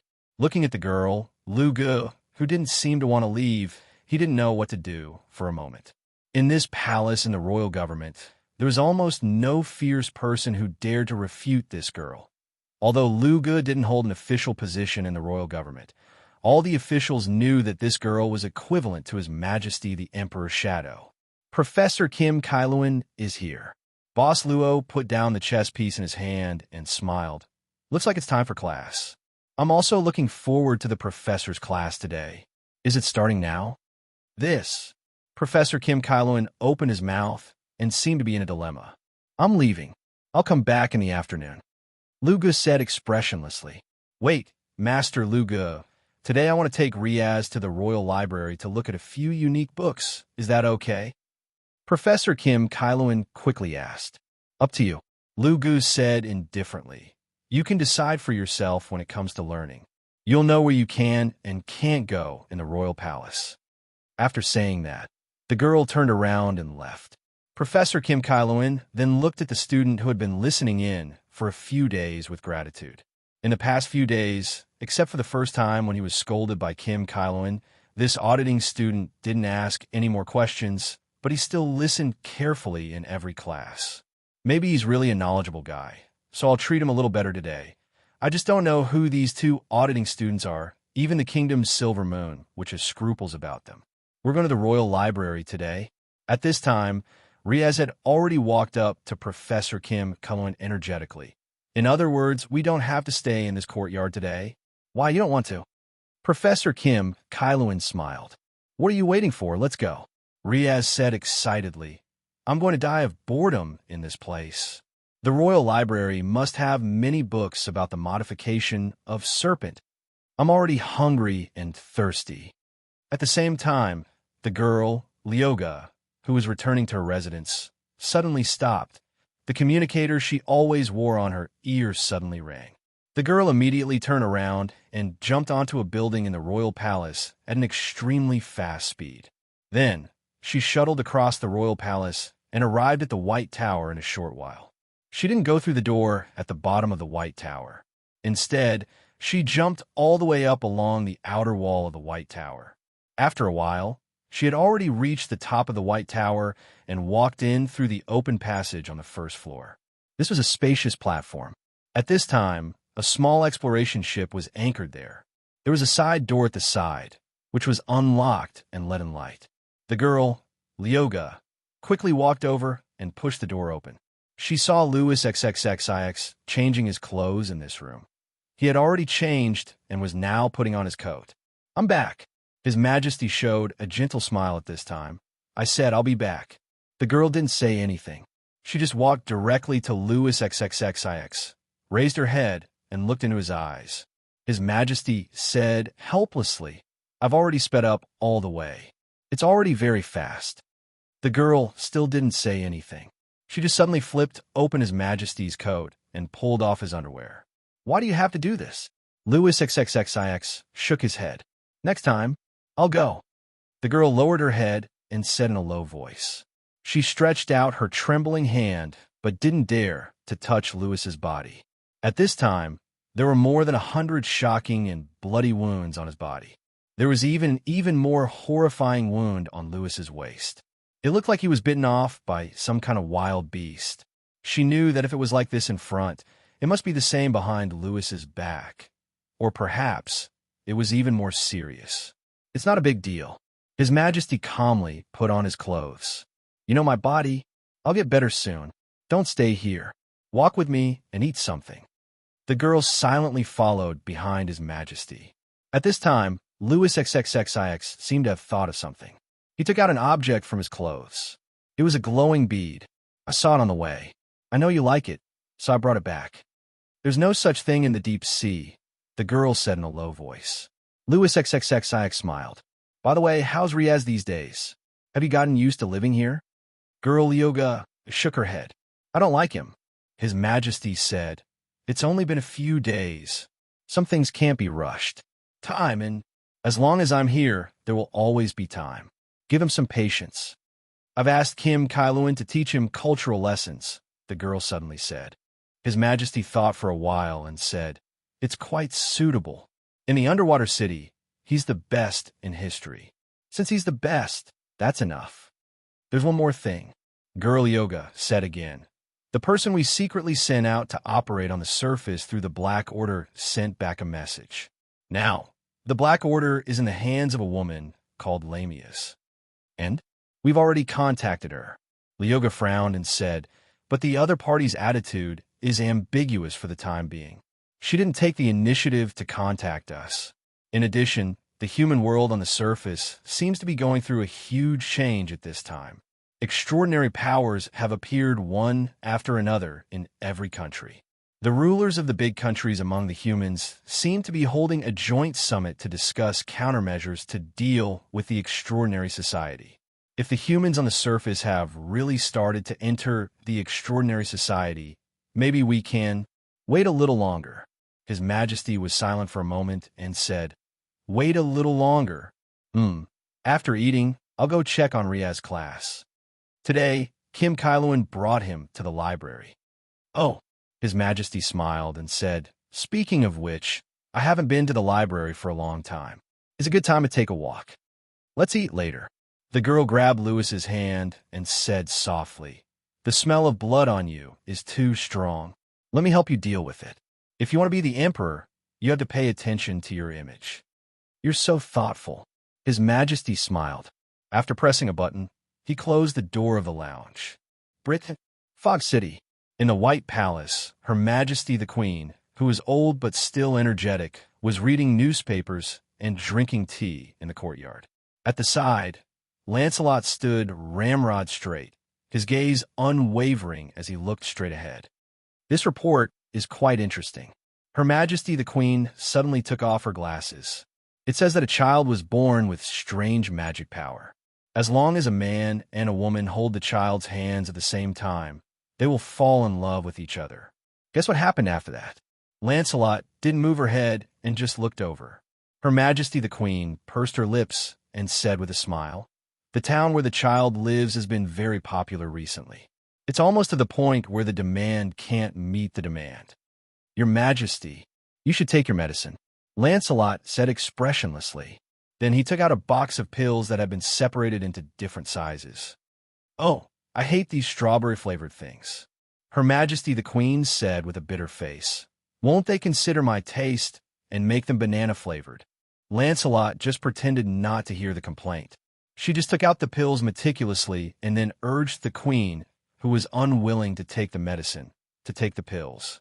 At this time, a figure came over quickly. Mr. Gareth, the current head of the Knight organization, who wore a pair of gold-rimmed glasses but had serious eye bags, quickly walked Her Majesty the Queen's side and handed her a document. Your Majesty the Queen, Mr. Gareth said quickly. The location of the conference has been decided. It's in Huan Nation. Oh, Her Majesty the Queen was a little curious. I remember that the entire Western non-human world seems to have a tacit rule that they don't step into this country easily. This time is different. Mr. Gareth shook his head and said, this time, Huan Nation took the initiative to propose. Moreover, I have already read the information about the place where the conference will be held. If it is as Huan Nation said, then it will be a very safe place. Since it's decided, then go. Her Majesty the Queen put the document on the table without even looking at it. I'm old. I can't walk much and my health is not good. Gareth, you go in my place. Mr. Gareth nodded silently and glanced at Her Majesty the Queen. Why are you wearing this tennis jersey today when you're old? What? Kelowna Shinryu, who was working hard on a difficult level dungeon, looked up at a man in a black suit in front of him. Say that again. The man had no choice but to brace himself and say, Master Long, a summit meeting between the big countries is going to be held here soon. The Bureau hopes that you will be able to attend when the time comes and hold the fort. What does a meeting between the major countries have to do with me? Long Shirua's mouse was moving in a Z shape at this time. And are your heads caught in the door? Why you have to come to this broken place of all places? The man in black smiled bitterly and said, Lord Long, it's not like you don't know that magic is forbidden here. Moreover, it doesn't distinguish between friend and foe. All extraordinary powers are useless here. Tell me, in this world, other than here, is there any other place that is safer than here? I'm not going. Long Shirua snorted coldly and moved the mouse again. Then she said loudly, Pinshin, close the door and see the guest out. Chapter 1691. The true dragon of the divine land had already asked the guests to leave. Now that this one had spoken, even the unparalleled state scholar of the Bureau, the fire-cloud evil god, could not withstand it. He was just a junior agent from the agency stationed in this area, so he could only leave helplessly. The little butterfly monster sent him to the pet hospital and apologized. I'm sorry, Sister Long has been staying up late these days, so she has a bad temper. Please don't mind. Saying this, the little butterfly quickly bowed to him. What a nice little girl. Wei Zidao praised her in his heart. No wonder those monsters in the city kept praising this little nurse in the pet hospital. This kind of smile could heal people. Wei Zidao thought that if it weren't for the fact that both monsters and monsters had different paths, he would probably become her fan. Today, Monday, was really a full day. It doesn't matter. Wei Zidao smiled. I heard that Lord Long has always been like this, so I was prepared before coming. Your name is Dance? What a nice name. Thank you. The little butterfly monster smiled sweetly. Boss gave me this name, and I like it very much. Lord Long? Wei Zidao was stunned. No. The little butterfly monster shook her head. Boss is boss, and Sister Long is Sister Long. Then who is boss? Wei Zidao's heart skipped a beat. This was the result of his intuition. People who had done too many things in secret would instinctively be more careful. Well, the little butterfly monster pressed her lower lip with her finger, slightly raising her head. Boss is a very good person. Everyone likes Boss very much. Everyone. Luo Dance counted with her fingers. Me, Sister Zijuan, and Sister Long. Zijuan? Was it Su Zijuan? The legendary last princess of Xianyuan royal family? Wei Zidao was shocked. He felt that he had accidentally heard a big secret from the little nurse, which was enough to shock the whole Kelowna. The last princess of Xianyuan royal family was shocking enough. Even Lord Long was involved in this. Wei Zidao's breath quickened. He was about to ask about the boss's identity. But at this moment, the window upstairs suddenly opened, and Long Shirua popped her head out. Dance. There are no more snacks at home. Go buy some. Hey, why are you still here? I don't give free food. I'm leaving. Wei Zidao broke out in a cold sweat and hurriedly left. Master Long, did he hear the conversation just now? So, he deliberately warned him? Maybe he said, with your identity, you are not qualified to know that kind of thing. In that case, what was the identity of this mysterious boss? Why did the last princess of the Xianyuan royal family and the true dragon of the godly land like him? Big news, absolutely big news. Big news that could make both the divine land and the demon realms explode. With a trace of impatience, Wei Zidao quickly called for a taxi. He didn't want to take the bus, and he even planned to pay for the taxi himself. He didn't want to be reimbursed. Hey, Brother Lu, it's me, Zidao. I just came out from Lord Long's place. Wei Zidao quickly took out his phone. Brother Lu, listen to me. I heard a big news. What's wrong with this guy? In front of the window, the true dragon of the divine land still did not retreat. He just looked at the guy who moved stiffly but walked very fast. He frowned and said, "Speaking of which, what's his name again?" "Oh, I forgot to ask." The butterfly monster said regretfully. Shinryu of Kelowna threw a bottle of happy water and stared at her. "Go to the supermarket. Sister Long, you can't litter. Go, go, go." Long Shura stretched out her hands and made a grabbing gesture. The butterfly monster immediately ran away. "Oh, I see, that's it." Lu Mingho quickly hung up the phone with Wei Zidao, but in his heart, he didn't pay much attention to the subordinate's report just now. As the person in charge of the ability to do things, Lu Mingho's qualifications in the administration were far from what Wei Zidao, who had just debuted for 1 or 2 years, could compare with. He, the princess of the Xinyuan royal family, and the Shinryu of Kelowna were both taken in by a man. How could it be possible? Not to mention the terrifying strength of these two. How could there be a man who could subdue these two at the same time? Even if there was such a man, Su Zijuan and Long Shura would bite each other whenever they met, and these two were willing to imitate a Huang and vying. Did they think this was a fantasy novel? That so-called boss was probably the end of a good ship. Well, wind from an empty cave was not without reason. Lu Mingho thought for a while and made a phone call. "Hello, I'm Lu Mingho, agent number 1984. Well, I hope to check some information." "Yes. Male, age unknown, race unknown, occupation unknown. Suspected codename Boss. Temporarily limit the scope to extraordinaire or monster clan." "Well, I'll wait for your news." Lu Mingho just hung up the phone, but another call came in directly.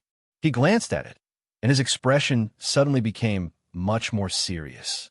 The caller was Section Chief Yin from the headquarters of the administration in the capital, the last student of the peerless fire cloud evil god. No matter who it was, he couldn't neglect them. "Section Chief Yin, what can I do for you?" "Well, I'll personally supervise." "Yes, the first batch of people arrived yesterday." "Well, I'll go there later." The call didn't last long, and Lu Mingho quickly put on his coat and went out, not waiting for Wei Zidao's return. This period of time was probably the busiest and most stressful period in Lu Mingho's career. God knew why the summit of the major countries was held in this city. But this was the idea of the higher-ups, and he, as a lower middle-level personnel, wasn't qualified to know the real reason behind it. "But I didn't expect the meeting to be held at the Peace Grand Hotel." Lu Mingho got in the car and muttered, "That old toad really knows how to do business. Damn it, because of this guy, the house prices here are rising." His salary couldn't catch up with the rising house prices. He couldn't live anymore. He was an agent of the administration, but at the same time, he was also someone's husband and father. He was no different from ordinary workers, and he was very concerned about some trivial things. Countdown to the Kelowna Summit. 10 days. Underwater City, Imperial Palace, Library. All the precious documents since the Sunken Sea era were collected here. Most of them were the only copies, and there was even a lot of information about the Lemurian civilization from the previous era.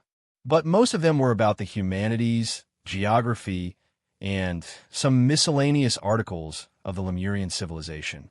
The more important precious information about the Lemurian civilization had always been kept by the emperor himself. But there was another layer in this library, a mysterious hidden layer that only the emperor had the authority to open. Professor Kim Kailuan thought silently. At this time, he was standing in front of a bookshelf, and he took out a book from it, and then came in front of Riaz. Riaz began to doze off again. It wasn't that he was bored asleep in Professor Kim Kailuan's class, but he had consumed a lot of energy in the past few days. That young girl, Lu Gu, really did not show any mercy when she trained him. It was like this physically, but it was even more terrifying mentally. She said that the blue blood power of the imperial family could only be improved when one was in an extreme state. This is the history of the flying tumbler technology during the Lemurian period. Professor Kim Kailuan put the book in front of Riaz and smiled. "Seeing that you have done a good job in the past few days, today we will focus on the history of the flying tumbler. Take a look at this book first and write down the parts that you don't understand. I will explain it to you later. I have to go over there to find some information." Riaz's eyes suddenly lit up. This unique book obviously directly touched his excitement. Riaz quickly took it and looked at the table of contents carefully. The more he looked, the more excited he became.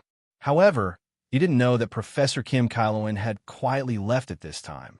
The Royal Library was very large. It had a circular structure and 5 floors. Each floor was full of bookshelves like a sea of books. It was easy for people to hide here and disappear. Professor Kim Kailoan didn't teach at first, so Boss Luo and Miss Maid, who were auditing students, seemed to have to walk around. Soon, Boss Luo took out a book about the stars from the bookshelf. This was the work of an astronomer during the Lemurian civilization. Does the starry sky above our heads have a boundary? Or is it just like the continent we live in, a supermassive space that we can't see the end of even with our current technology? Or is it just the body of a strange creature that doesn't exist in the same dimension as us? These were the words written on the title page of this book. Boss Luo could see that this book was emitting a faint light at this time. Not only the light of the soul, but also those objects that were stained with the light of the soul in the long days were also the same. The more inheritance and the more things were condensed, the stronger the light would be. They were actually another kind of carrier that not only carried knowledge, but also wisdom, prayers, and even will. These were actually things that could be used as trading items. We can't conquer the stars, even the deep sea today. In the silence, a soft voice came. It didn't disturb Boss Luo and Miss Maid here, but it attracted their attention. The person who walked slowly was His Majesty, who had disappeared for a few days. Beside him, the girl in the silver robe was following closely. "We meet again, Your Majesty." Boss Luo was used to greeting first. "We'll meet again in the future." Louis XXXIX smiled. He walked to the front of Luochio and reached out to take the book from Boss Luo's hand. He casually flipped a few pages and said while reading, "This book is not bad. I once read it for a few days and learned a lot." Boss Luo smiled and said, "Your Majesty likes to read?" Louis XXXIX said, "I've read all the books here more than once." Riaz is below. Boss Luo looked at the huge desk below and said, "Don't worry." Louis XXXIX returned the book to Luochio and said casually, "I'll go find him later. Before that, follow me to a place, how about it?" Luochio said, "Your Majesty, are you planning to show me this library?" His Majesty smiled mysteriously and said, "Another library." With that, His Majesty walked in another direction. Boss Luo handed the book about the starry sky to Miss Maid and followed him. Miss Maid looked at Miss Lyoga and said, "Can we borrow this book to read?" "Up to you," Miss Maid said expressionlessly. "Thank you." Miss Maid smiled gracefully and caught up with her master. Miss Lyoga didn't follow. Instead, she looked in the direction of the library thoughtfully and muttered, "There are so many mice today." In a flash, she disappeared into the dense but orderly sea of bookshelves. Soon, under the guidance of His Majesty, Boss Luo and Miss Maid came in front of a relief sculpture. The relief sculpture on the wall seemed to depict a terrible war. The warrior was probably the image of the human in the Lemurian civilization. As for the opponent, it was a mass of dark shadow that covered the sky. His Majesty didn't say anything about this relief sculpture. He just walked in front of the wall and pressed his hand on it. In an instant, the entire wall disappeared and turned into a pure white light wall. "There may be danger in here. Do you plan to go in?" His Majesty suddenly said. Boss Luo didn't say anything and just walked up. Louis XXXIX said, "I thought merchants would be more cautious." "That means I'm not a qualified merchant." Luochio gave such an answer. Louis XXXIX was a little surprised, but he shook his head and said, "If you're not a qualified merchant, why would you insist on those conditions? It's too harsh. But I also hope I can be a qualified merchant." Boss Luo said jokingly, "Go in. There's no danger inside." His Majesty shook his head and said, "You go in first." Then Boss Luo didn't hesitate at all and stepped into the light wall. Miss Maid was next, but she looked at His Majesty with a faint smile. "Your Majesty, fortunately you met my master in this era." Her back figure also disappeared into the light wall. Louis XXXIX couldn't help but frown. Fortunately in this era? Would it be different in other eras? His Majesty shook his head. These two guests from the underwater city were too mysterious. Of course, they could also be pretending to be mysterious. Louis XXXIX didn't dwell on this for too long. Seeing that the two of them had walked into the light wall, he quickly walked in. After that, the light wall returned to its original appearance. It was still the relief sculpture that depicted the war. At this moment, a figure looked around and walked over slowly. It was the young man beside Professor Jean Kailuan, Kong Hai. He seemed to be looking for something. After seeing the relief sculpture on the wall, he stopped. He looked at this relief sculpture and frowned. After a long time, he whispered to himself, "There's no siren tribe." After a long while, Kong Hai slowly retreated and walked to another place, as if he was looking for something. Not far away, behind a row of bookshelves, the girl's figure flashed and then disappeared. ########PS. As usual,